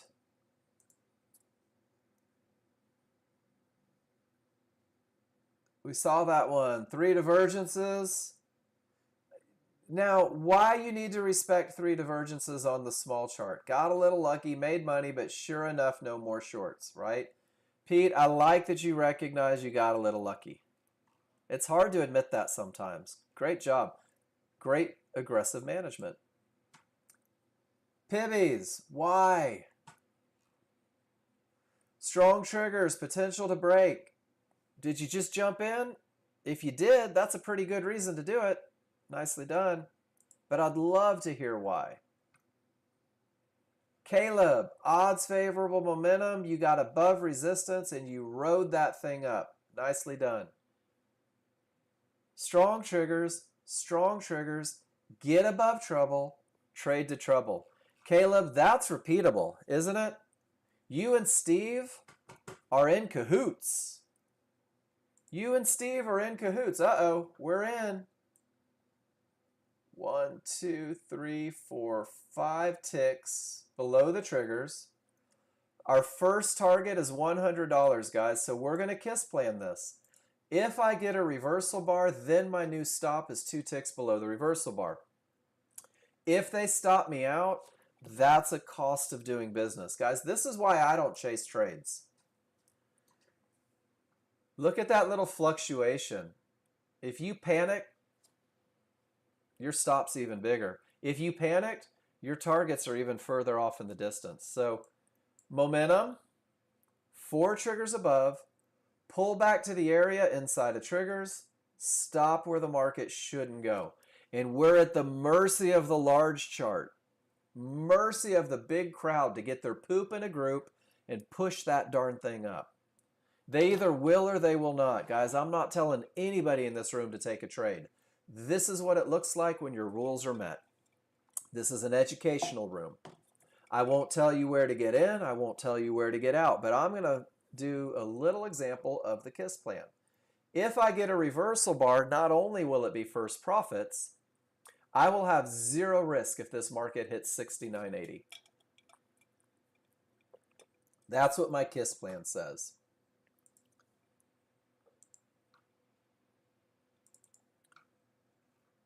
Initial stop, where did it go? 4 to 5 ticks beyond the trigger lines. 2 ticks above or below a reversal bar. First target's 100, second target's 200. So we're going to follow the KISS plan. Are there any questions about the pattern? This is your pattern, guys. This is the look that typically wins more than it loses.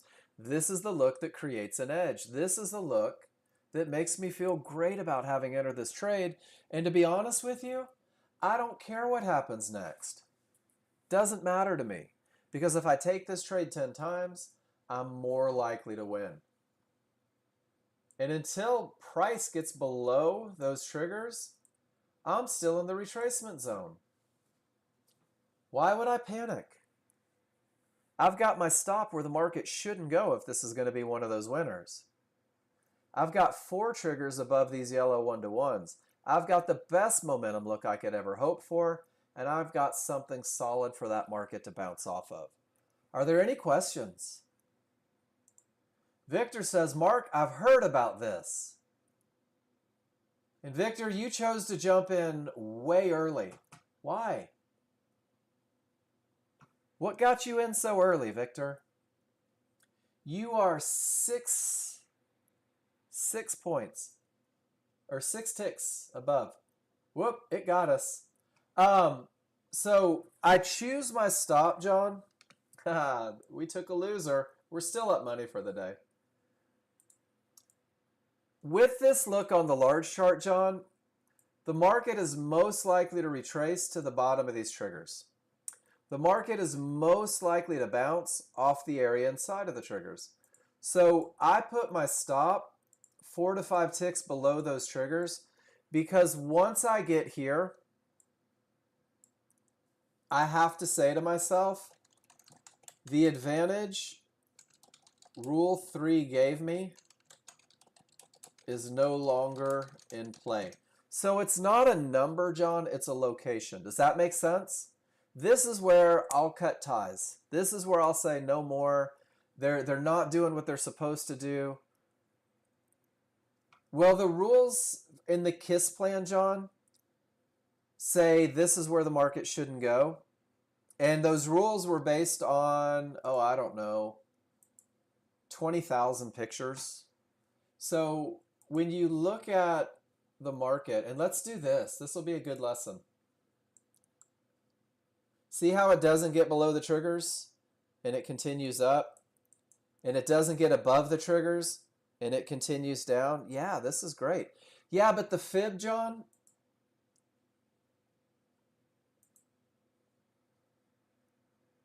when I get to this fib, all of my triggers are above it, right? And that fib might hold. But check this out. All of my triggers were also above those yellow 1-to-1s. And all of my triggers were also above the midband. And all of my triggers are above this fib.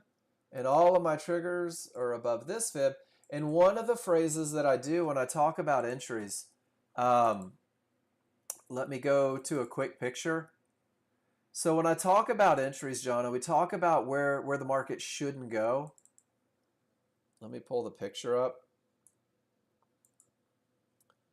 I like to say any line below the triggers isn't a part of the entry because once I get to the other side of those triggers, I don't know if, when, or where that market is going to continue up. So for me, I would rather take a small loss. We're still in the money. We're batting 500 right now, guys. We've had 2 rules-based trades. We're up $80. It's not a lot, but losses are a normal part of a positive equity curve. And John, wouldn't it have been horrible to put your stop down here at 52 and maybe they decide to rail right through it and you take a giant loss instead of a small manageable loss? And the goal is to understand that you will lose. How do I lose the least amount? By recognizing a pattern that's been proven to win more than it loses. And here's a good example. Odds favorable momentum. The path is clear. Once you get to the wrong side of those triggers, I just don't know.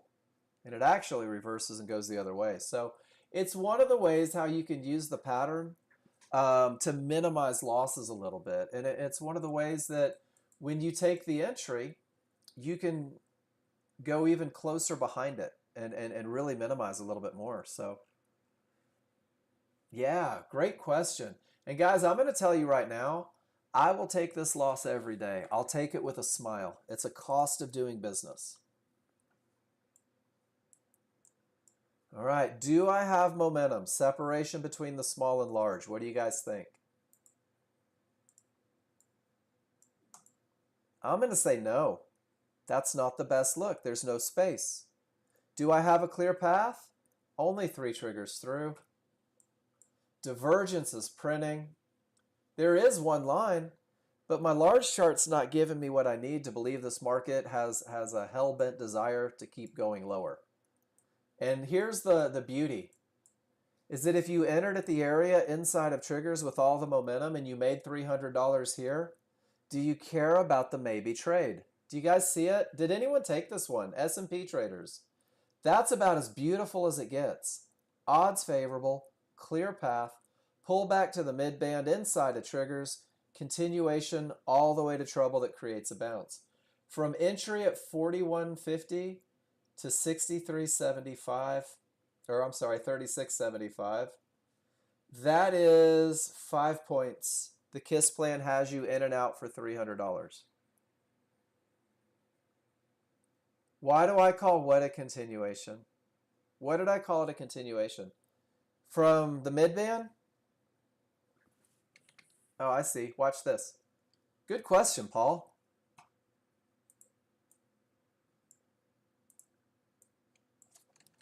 So trend is down. Momentum is down. Path is clear down, right? So everything is down.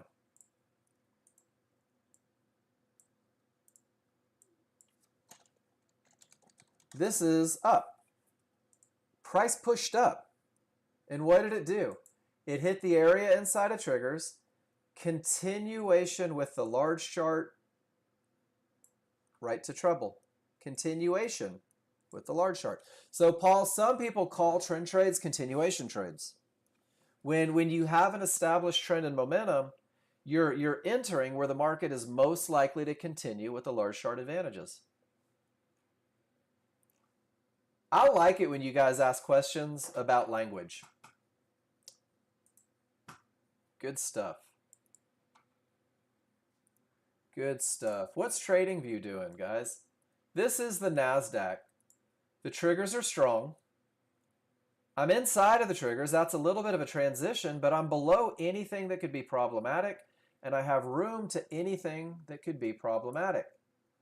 Don't want to trade directly into a zone, so here's my option. With those small triggers up, with a zone reached, I really need to see them push up. Give me something at a zone, give me something at a mid-band, just like they did right here. Take a close below the triggers and try to get back. Shadow picks. I like you're making that money. Great job. Great job. Steve Diego. All the momentum. Price is above trouble. All the momentum. And you jump in and you do it. Even with the triggers inside. You saw bar formations picking up speed. Nice trigger separation on the 13-2. There is good potential to reach the target. Steve Diego, I just want to take a minute and virtual high five. Because, Steve, you've shown me 6 trades today.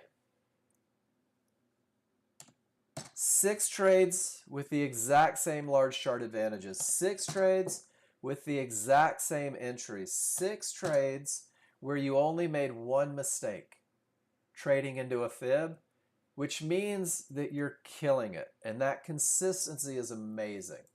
And it's that consistency that yields, guys. It's that process, doing the same thing over and over because you know that it works. Did I miss any questions in the room, guys?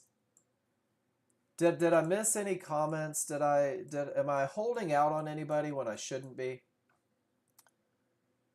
Strong triggers, below trouble, strong triggers, snap back to the zone. This is your momentum trade, ladies and gentlemen. Your entry was 64.3750, and your target is trouble, at least on the first contract. Pibbies, test. Can you hear me? Can you hear me? I'm talking. TradingView people, do you see it? Strong triggers, below trouble, pull back to the zone. And as long as I have odds favorable momentum, sell it, get paid.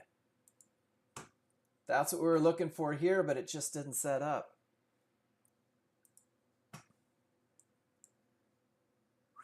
Man, they went down. Does this mean that my rules don't work? Does not taking that trade with divergence and not the most strength? It went down. Has anyone been chock full of remorse because of hindsight? I know my rules weren't met, but it went down anyway.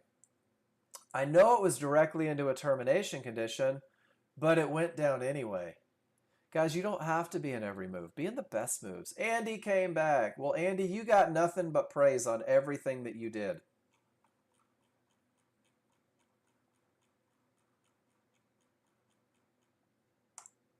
This one, while your charts are an absolute cluster foxtrot Charlie to read because of those huge bars, strong side of the triggers, everything says down, not a darn thing in the way. Break, pull back and sell, make money. And Andy, that's a beautiful example of a momentum trade. And it's a momentum trade that just set up on the S&P as well, the exact same look. And look where it's bouncing, right at a zone. Great job, Andy. Smalls are up, large are up, trend are up, but I'm below all my triggers. I don't have anywhere to go below me. I don't have anywhere to go above me. I'm in a holding pattern on crude oil right now. S&P, there's two divergences in the same price range. Crude oil, that one failed. Two triggers below, two triggers above. 1, 2, 3 fibs that aren't broken. We'll see what happens. All right, guys, I'm going to take a break. I'll leave you with this. We'll see what happens here. When I come back, it's on you. If you have a question, ask. If you have a picture, post. If you have a need, express. Guys, the only way I will not help you. Steve, have a good one, man. Great trading today, Steve. The only way I refuse to help you guys is if I don't know that you need help. John, thank you for being here. Thank you for your questions. You weren't the only one wondering it. Guys, the people that post the most get the most. There's no doubt in my mind about that. I will be back in a few. Holler if you need something. Post a picture if you have it. Post a question if you need it answered. I'll see you in about 5.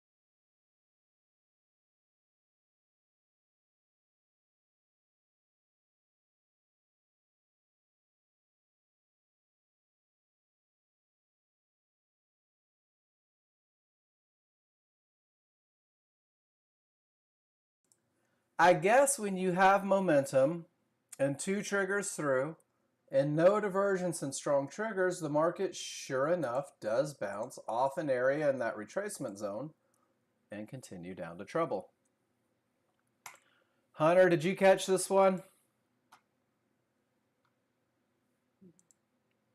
I like it.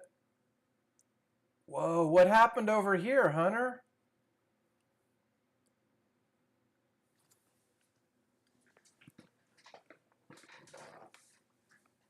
I notice you're not posting your loser.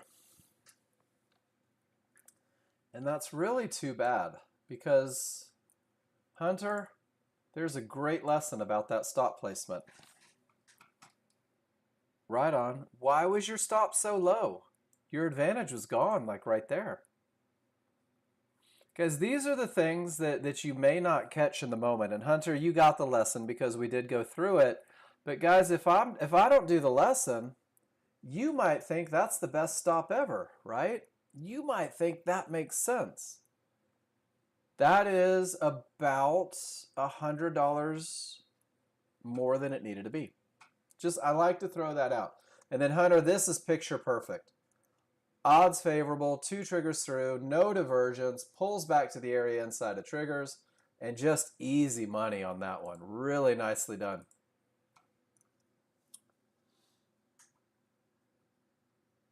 $65.59. Okay, it makes sense. My apologies. It makes total sense. It looked weird on your large chart. Make sure that you post these, though. These are important because there may be something. But yeah, this is perfect. And I apologize. 59 makes perfect sense. 59 makes perfect sense. So, Hunter, I owe you an apology for that.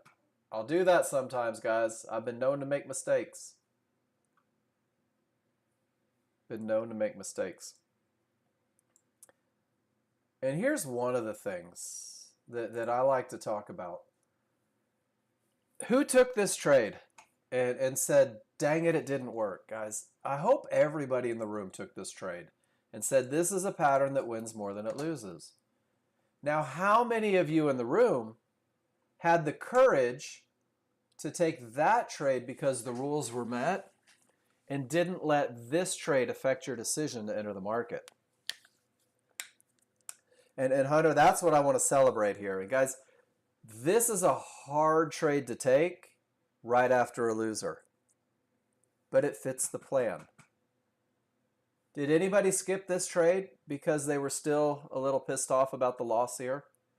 I've done that. It used to take me a while to recover from losses, even the right losses, because I hate losing. Hate losing. Whew. We are officially strong trending in the S&P, guys.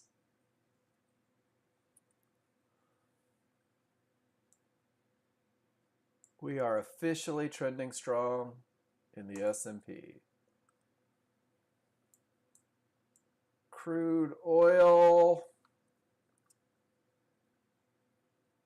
got below everything at 33, looking for opportunities. S&P dropping like it's hot. Look at this. Broke with strong triggers, pulled back to the zone, continued down. All right, let's do a trading view lesson here, because I know that we have trading view people on here. Doing the same thing every day, starting on the large chart. Does everybody see that the trend is down? Red background. And I have strong triggers, smalls below the large. And my smalls are down. And I'm on the strong side of the smalls, which means that I'm drawing this imaginary line and price is below. Do you guys see it? This is the best look. And hold on. Nothing in the way. This is the greatest look for momentum trades on TradingView. And the momentum trade says, if your triggers are strong and you break an area and pull back, sell that area, put your stop behind it. It's okay to get paid at trouble. If that area breaks and price pulls back to it with strong triggers, sell that area. Stop goes where the market should not, on the other side of the zone. Guys, this was perfect. 2 perfect momentum trades. And they were probably 3 or 4 points each because momentum trades don't last forever. But that's exactly how the process goes. And when you start looking at your charts, strong triggers, I've got room to 2050. I don't have odds favorable momentum anymore for the momentum trade. My smalls are inside of my large, and I can't take a momentum trade if I don't have momentum. Strong triggers, I'm below trouble. Here it broke. Went right to the HVA. Strong triggers, pulled back. On its way down right now. There's your momentum trade again, guys. Over and over and over. And you just have to learn these patterns so you can find a way to capitalize. All right, what do you guys want to talk about? I do have to end class a couple minutes early today. My son's flying in from Austin. I got to get to the airport and get him.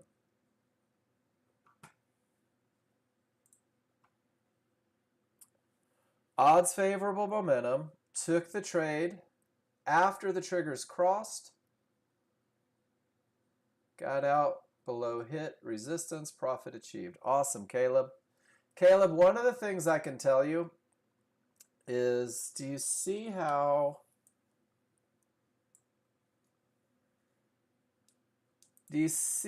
this line created a bounce?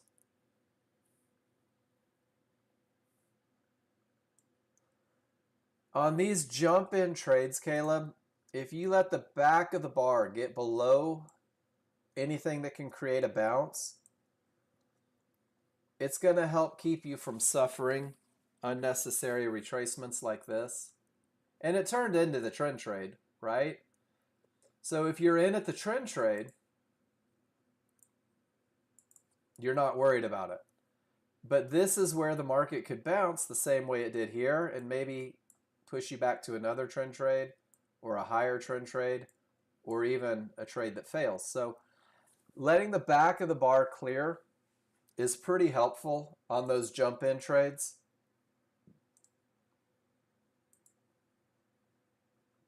Just kind of my 2 cents on an observation.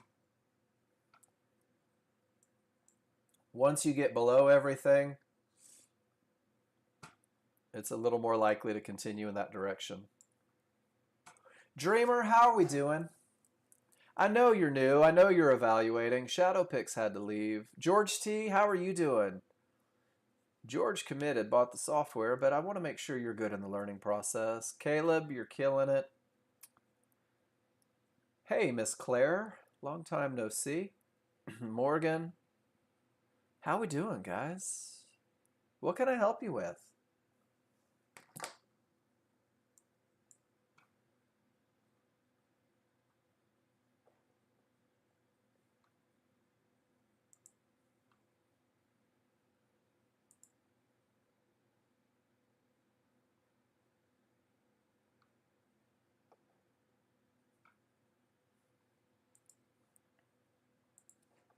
Doing good, just waiting for the rules. Me too.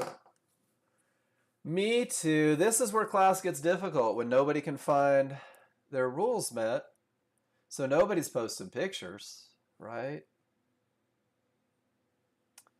You're good. Watching and listening. New computer, still getting used to it? Right on. Right on. So let's just do a trigger count, guys. And we'll talk about the difference between a termination condition and a target. So if price pulls back to this resistance, will this resistance be more likely to stop the market or just arbitrarily break? All the triggers below, that's a stop point. If the market continues down, what's the next area? It's the fibs. Guys, you know about these areas long before you get to them. If you just jumped in and you said, I'm just going to jump in, like some of you do, nothing's changing, right? If it retraces with weak triggers, where's it going to retrace to? You can start playing things out in your head. This is what I see. This is what it means. I don't have momentum. I do have a clear path. I don't have areas inside of triggers. I'm 1 for 3. Is there a way to capitalize? Well, sure. What's an area that may create a bounce? Let me force the market from that area to start in the direction I want the trade to go, right? Still a low probability trade, but then you at least have a place to put your stop behind.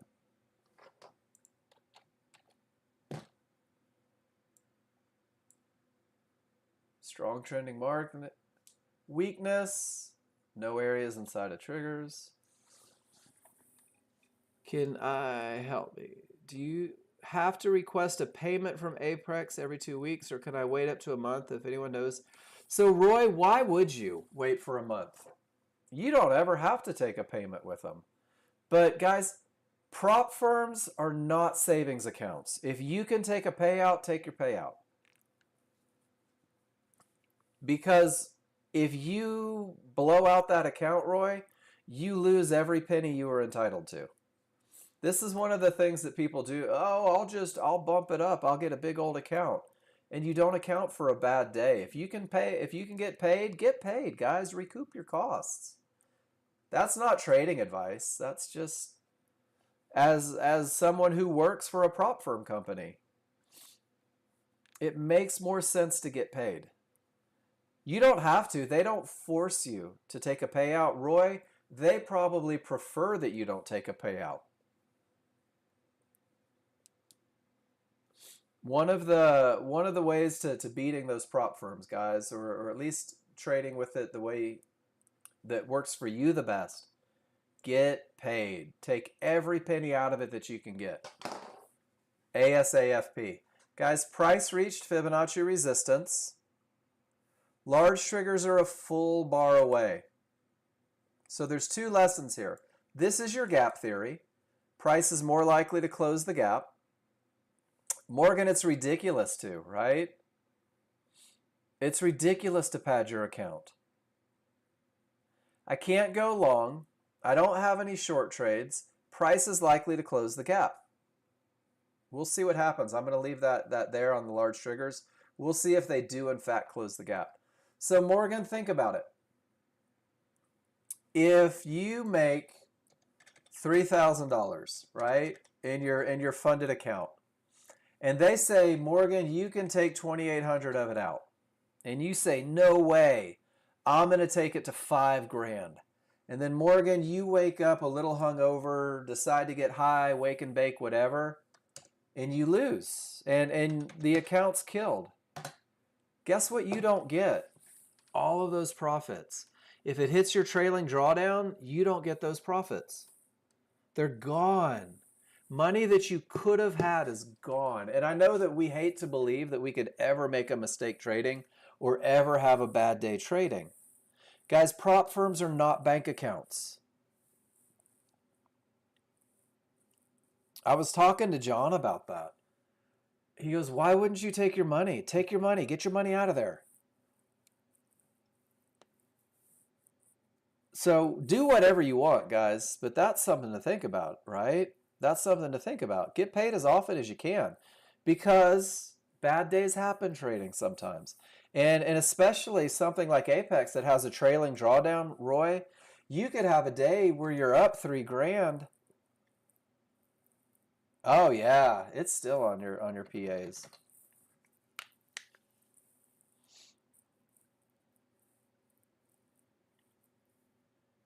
Some prop firms don't even start the trailing drawdown until your PAs. So Morgan, if you have $1,000 invested in prop firms right now, right? Blown out accounts, whatever. Get your money back, ASAFP. And then when you're playing with house money, you might change it a little bit.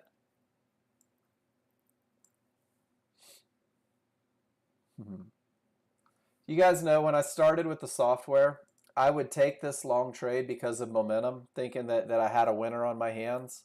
And John Novak would say, all right, likely to go down to 64.19, close that gap to the large triggers as I'm getting run over in my trade. I thought he had a crystal ball. It turns out this is just a pattern that's repeatable. It's a pattern that you can identify, that you can stick with. Um, and you can learn. So, yeah, guys, prop firms want you to not take your money out. Prop firms want you to believe that every day is going to be a great day. Prop firms want you to over leverage. They want you to pass in one day or try to pass in one day because that gambling creates a whole bunch of blowouts. There's your gap theory, guys. There's a reason Nexgen funding doesn't change, doesn't have trailing drawdowns. There's a reason Nexgen funding is doing what they're doing because we won't let you pass in a day. Those are gamblers. My job is to watch you trade. When this classroom's over, I'll literally watch you guys trade and I'll watch who's taken 17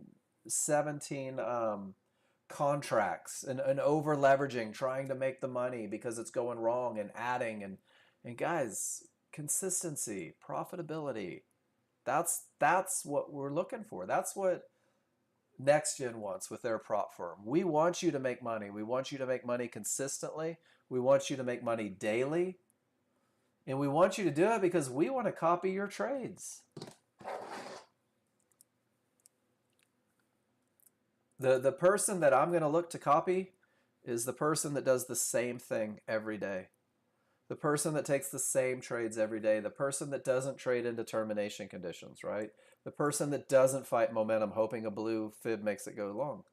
Does everybody see what just happened here? How did I know that was the most likely spot? Because it's a pattern. It's all patterns, guys. It's all patterns. Yeah, the force is. And then let's take it one step further. You guys want to see something brilliant? You're going to love this. Price didn't make the key Fibonacci areas. Has anyone ever heard me say we're not the only people that know about these fibs? The sellers have been in control for the last 45 minutes. And the stupid buyers stole their momentum and pushed it up. Fibonacci resistance, with the large trigger still down here, no triggers through, let us know that the sellers are more likely to try to take back over. And where do you suppose they were trying to get? They're going to finish their move to Fibonacci support. Does that make sense, everybody? Sellers have been in control. They didn't quite hit their goal. The buyers tried to stop them, and the sellers told them, go to hell, we really want to go down. So now we have to see what happens at this fib. And not a darn thing is happening at this fib. They are still pushing. They're creating momentum. They're trying to get the triggers through. Guys, we may have a short trade rules met set up in just a little bit. Smalls are starting to break below the large. I need that separation. Well, there it is. All my triggers below haven't reached trouble. If I get a pullback to an area inside of triggers, my rules are met to finish the move to the fib. If I hit the fib before I get a pullback, dang nabbit, I go back to counting triggers. Now I have 2 triggers through.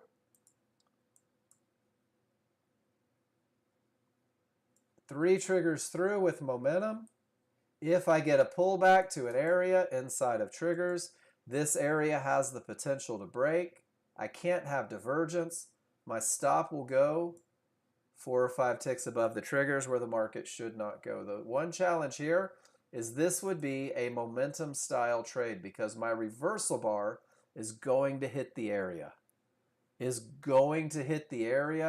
So if I enter at the area, it's a momentum style trade. My stop will probably be 2 to 3 bars up. I'll exit the trade. If they get me, I don't know how far it's going. If they don't get me, we're going to see if all that momentum pushes down. Guys, this is a trade that's managed very assertively because once it starts railing up, it typically pushes up a little higher. And there it goes. No reason to take a big loss on a momentum trade because now when it fails, it's probably going to go up higher. Looks the same on crude. 23, 23, pulled right back to it. See, if the momentum trade doesn't fail, that's your momentum trade. Snap back to the fib. If it does fail, I don't know where it's going. So, Victor, there's the exact same look. This is the Nexgen momentum trade, guys. It's in the user guide.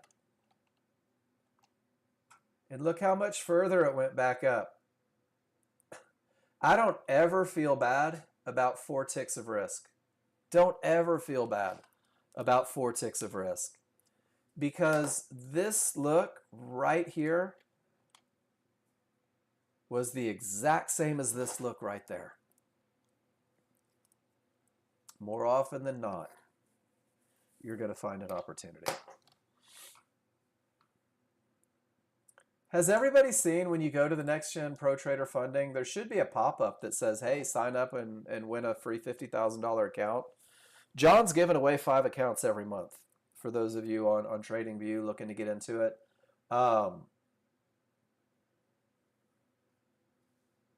Everything you need for it's right here. We're still 80%. Today's the last day. Not a bad thing. Guys, if you're going to use the prop firm, feel free to grab a couple before the discount's gone.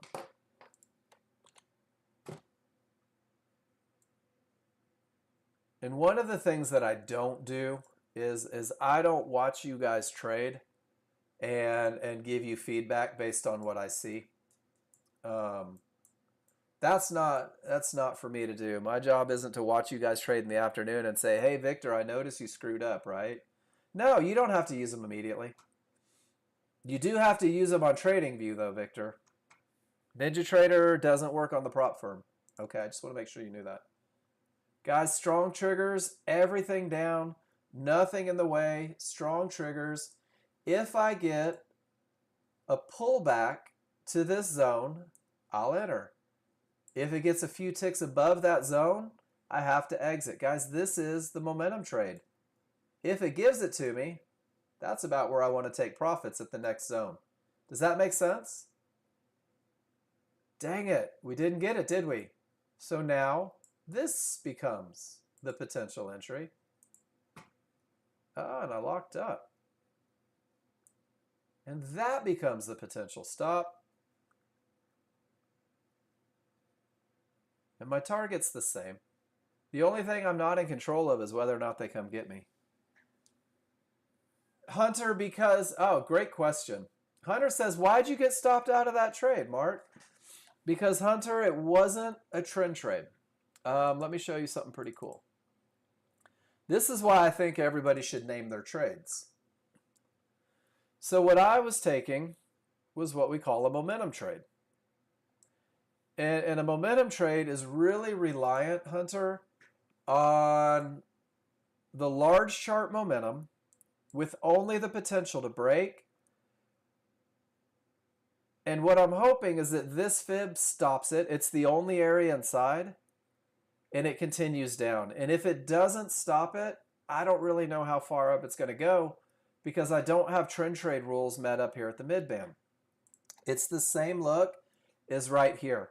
When it comes right back to it, this is it. I don't want it to get any further than that because if it does, I don't know what's going to happen. So the way, let's see if we can find a good momentum look.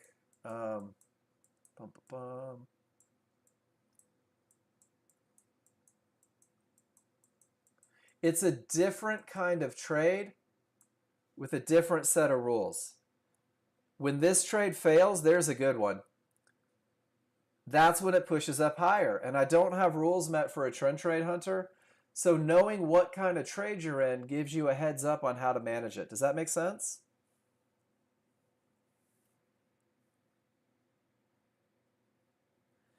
And Roy, you use the midband. That's awesome. That's your right. That is your right, and that's something that comes with experience. But once I get to the other side of that midband, once I get to the other side of those triggers, I don't know if, when, or where that market's going to stop. And Mike, you brought up a great point about Apex. You've blown your account 2 times due to trailing stop issues. Apex, Mike, forces you to get paid. Guys, just a little something, and I don't mind discussing it. If you're in this trade using Apex and you're up $1,000 and the market comes back and stops you out break even, your trailing drawdown is down $1,000. It takes it from the highest point of equity, which means that the only way to safely trade Apex is to follow behind the market as it goes down to make sure you don't give it all back. And what does that mean? That means that your management plan is absolutely jacked.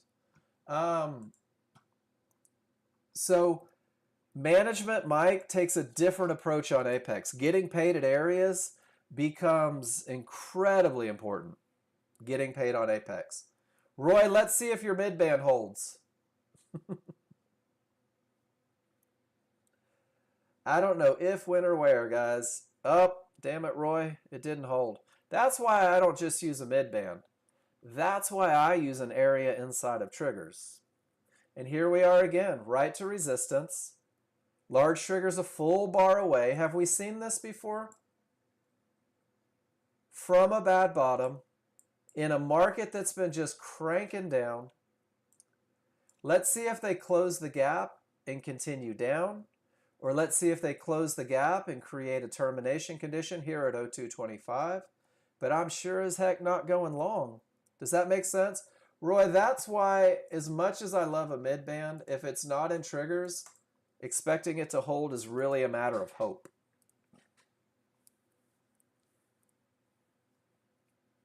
But that's the basics, right? And you guys will grow outside of it. You guys will grow outside of the basics with a little bit of time and experience. Are you asking me if it's 3 triggers through, Victor? Let's count them. 1, 2, 3. Sure is. 3 triggers through, absolutely. But the one thing that I like to ask is, do you have the momentum that you need, Victor, to believe that that 4th trigger is going to go through? And look at that. Boo. Yeah. So yeah, they were kind of stuck together. Roy, did that make sense on the mid-band? And I'm not telling you anything you're doing isn't the right thing to do. I'm just telling you that that is a very avoidable loss. Because once I'm beyond those triggers, that's a crapshoot. And I don't know which line may stop it, right?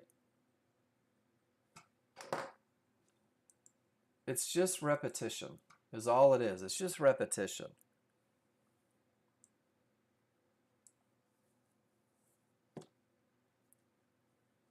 We'll see what happens. A lot of times when you get those weak triggers and divergence, guys, a lot of times, not always guaranteed, they're at least shooting for that mid-band. Some people use that and say, you know what? With the divergence, with the strong triggers, get above trouble, maybe I'll try to ride it up to a mid-band. And once I get to that mid-band, I got to see where those large triggers go. Oh, yeah, with the strong momentum. I like it, Roy. Your plan is your plan, right? Your plan is your plan, and I like it. But my job, when you guys shout out things in the room, is to say, hey, this is my 2 cents on it, because I don't want 35 other people in the room just selling mid-bands willy-nilly because of something they read in the room. I have watched people in my room blow out accounts because somebody, and I'm not saying, it's never been Roy, never been anybody in this room. Somebody screams out, short at 09. And then 5 people in the room go short at 09 and get just run over. And they're mad and they're like, well, the software doesn't work. Well, you're listening to somebody that may not know how to use the software. Termination. Large triggers a full bar away, guys. The gap theory is still in effect. Absolutely no reason to try the long there. So it's a little safeguard, guys. If you ever say something in the room, I'll always I'll say, just show me a picture, annotate it. Don't call shots. And if you're new to my room, just because someone says they're going short or long, I wouldn't latch on to them. You don't know these people. You don't know what they're doing. Strong trending market, clear path. You could say, you know what? If I get a reversal bar in the direction of the strong trending market, maybe I'll take a shot because then I have something to put my stop behind. That's one way you can kind of get around that a little bit. Oh, no, you're okay, Roy. Please don't apologize. I know that wasn't your intention, and it's definitely not what you did in the room at all. But it got my brain rolling on how some people have in the past. And I've had people get mad at me. And you weren't calling your shot. Yours was 3 or 4 minutes after the trade already produced. So, Roy, I hope it didn't feel like I was calling you on that one.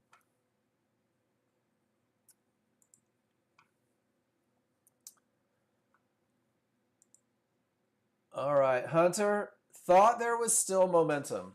Was there separation between the small and large, Hunter? Yes, but there was, right? Hunter, have you ever heard of anyone being a little pregnant? You either are or you are not. You had space. You had momentum. You also had 3 triggers through. And I'm going to show you where you did this better than I did, Hunter. Because when I set up for my trade, this fib was right on my reversal bar. When you took your trade, you got a pullback to the area inside of triggers. And Hunter, congratulations. You won up the teacher on this one. And you put your stop where the market shouldn't go. And you took a better trade than I did. I took it as what I was treating as a momentum trade. You took it as a trend trade, which means that your stop was better and your result was better. Congratulations. So next week, Hunter, you are going to get to teach the class. So a momentum trade, and let's just show you what it looks like. A momentum trade is a way to capitalize, and that's kind of it right here. If I had strong triggers, pull back directly to the fib. So what happens is with momentum, the small chart breaks, and it's this little pop right there. And it's not really a full retracement. No worries. It's hard to talk for 3 hours, especially when there's nothing going on. When you have momentum, and it really looks more like this one. Oh, that's not what I can do. See how the price gets below and the triggers the small triggers get below, and it does that little pop right there, Hunter? That's what a momentum trade looks like. And it literally says, sell the line. If you get 2 bars against it, it's okay to get out. And then what happens is your momentum trade continues down. And then those typically turn into trend trades. And then they continue down. And then once you don't have anything on the good side of triggers, inside of triggers, that's where everything tends to fail. So it's kind of the first shot in case you don't get the trend trade. And then it becomes the trend trade when the large chart rules are met. Does that make sense? So it happened. That's pretty much it right there. Breaks through, snaps back. That's drawing the line between trend trade and momentum trade.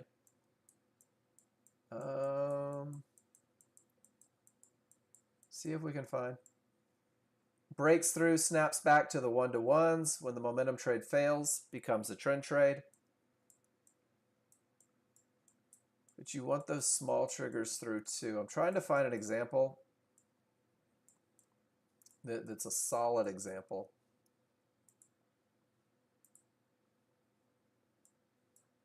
Whoops. So guys, if you scroll on your charts incessantly, you're going to crash your charts. I just did. Let me pull NinjaTrader back up. So it's two different types of trades. The momentum trade says I'm going to hit that fib on the first bar back. So if that fib doesn't create the bounce, it's more likely to create the trend trade after, as long as the rules are met.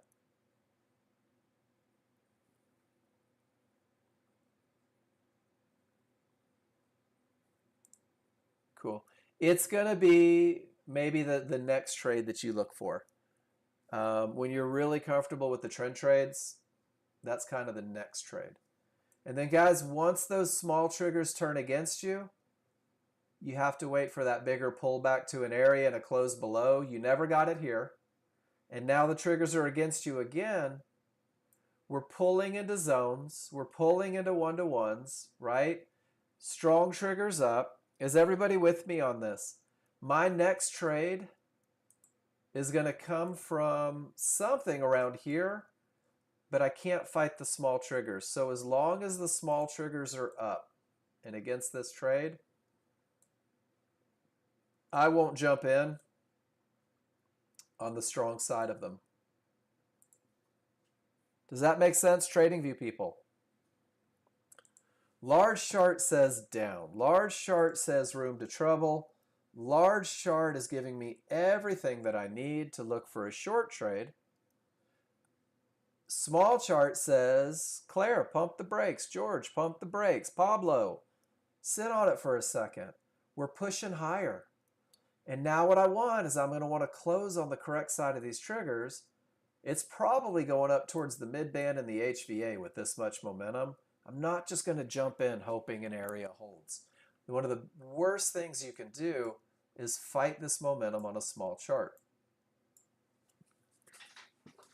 Good stuff. Good in-the-moment lesson. Miss Jen, strong trending market, clear path, pulls back to the mid-band. You sell the reversal bar so you catch it on the way down. Easy money. Easy money. So guys, in a strong trending market, look at that, it's still pushing up. In a strong trending market, when you have 30 plus bars in the same direction, and we're seeing it on both, right? Whoops, I don't have a crude oil workspace anymore. I had to build a new one this morning. When you have that strong trending market, you'll see the small triggers riding the large triggers just like that. When you've had 30 plus bars in the same direction, when there's a clear path, haven't had a reversal bar, you can go ahead and say the momentum is good. In a strong trending market, and Roy, you're going to hate me for this, using the mid-band is a great spot for a bounce. Using a reversal bar off of that mid-band gives you an opportunity for stop placement, and that's what Jen did here. Strong trending market, clear path. She knows that the mid-band's likely to create a bounce, but she forces confirmation, makes money on the way down. Jen, really nice trade there.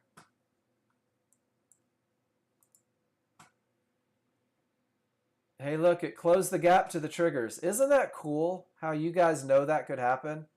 And then once they close the gap, decisions are made. Are they going to go down? Are they going to go up? And it looks like the buyers have some giddy up coming, guys. Looks like the buyers are sick of the sellers. All right, I need to build a crude workspace real quick. Mine got corrupted. So guys, if you lose a workspace or you have to delete a workspace, all you really have to do is just build a couple new charts. I built a new workspace, I called it crude, and I can go new chart and crude oil.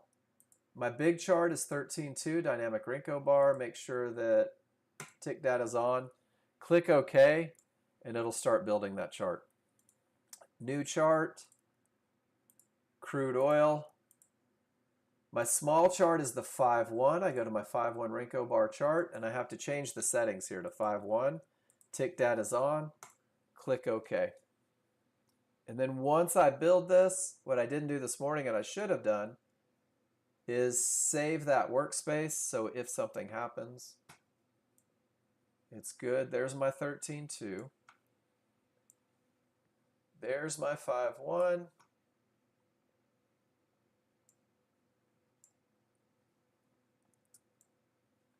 Jen, did you notice that you didn't get a reversal bar off of the mid-band? So no trade? Pretty cool, right? Good job on that lesson. And Roy, I think that might help a little bit, is when you are outside, right? If you don't get the reversal bar at that mid-band, avoidable loss. Something to think about there. My triggers are strong, my path is clear, I can't define an entry. I'll force them to go in the direction of my trade so I have something to put a stop behind. Good, good stuff. All right, separation, 4 triggers through. If it comes back right now, I've got a fib right on the bottom line. If it keeps going up, my areas are on the wrong side of triggers. So even with momentum and a clear path, I don't know if, when, or where the market's going to bounce. This would be a great time to use one of those reversal bars for entry. I want to see strong triggers turn green, those triggers above trouble, fibs to consider a long trade. Absolutely. Or you want to see it bounce from a fib and continue down and give you odds favorable momentum and a clear path. Great, great, perfect read. So guys, strong triggers, clear path, wrong side of the triggers. Is anyone saying with that look on the large chart, I'll take an entry if I get a reversal bar in the direction of the trade? Because if I get a reversal bar in the direction of the trade, what I've done is I've bypassed that need for a reversal bar to put a stop behind it. Targets at 100 and 200, but those targets are a little further away because I waited for confirmation. So you guys that say I have momentum, I don't, or I have path, I'm not sure because it's on the wrong side of the triggers. I'll force the market to go up with the momentum and path. And now I've got a place to put my stop below the reversal bar that gets me in. Does that make sense, everybody? 2 out of 3, medium probability. It's my right to wait for confirmation. There is a price for confirmation.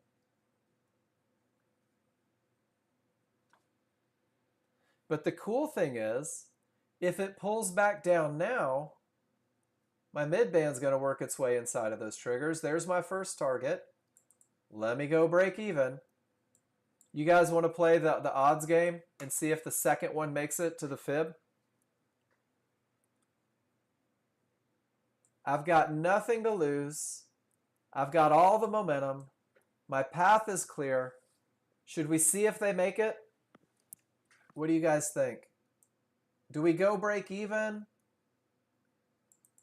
Sure seems silly, doesn't it? Break even puts me in the path back to the area inside of triggers.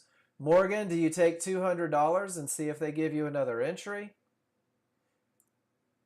Do you grow your plan and keep it below the reversal bar? I'm going to go break even because that's what the KISS plan says. So they either get me or they don't. I'm on the good side of small triggers that are up. My large are up. My synthetic are up. My smalls are above my large. My path is clear. I've got nothing in the way all the way to 64.25. I can't think of a reason to exit this trade yet. And they might get me break even. Who cares? I've already made $100. I have nothing to lose. The sellers tried to push down. They just failed right into the small triggers, didn't they? Do you guys want to go for the fib or do we take our $200? Do we follow the KISS plan? 18, there's your $200 target. Let's follow the KISS plan. So it either hits us or we're break even. But I have no fear because nothing bad can happen to me, right? Jen says follow the reversal bar up. Jen says, Mark, this market's going to keep going up until it gives me a close on the other side of these small triggers.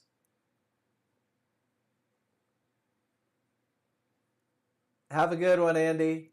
So Jen says, I'm going to follow the reversal bar. If it gives me a runner outstanding, if it doesn't, no worries. You guys in the KISS plan are one tick away from your $300 trade. Jen, we're going to see if your experiment pays off.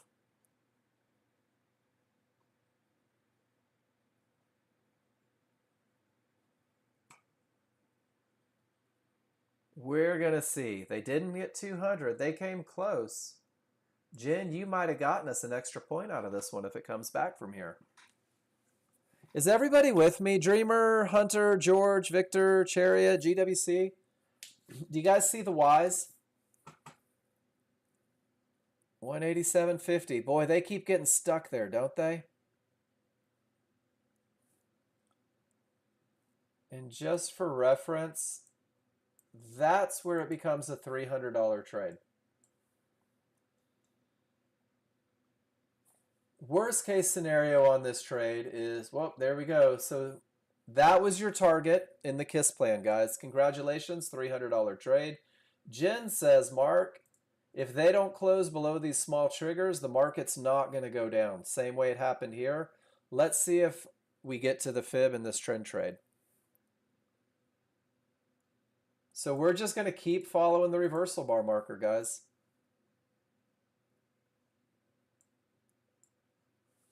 Any questions? This is just a different way to manage.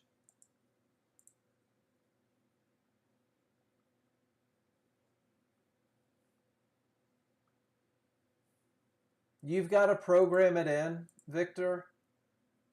Still going. Still in. Hunter, it's a medium probability trend trade. You had momentum.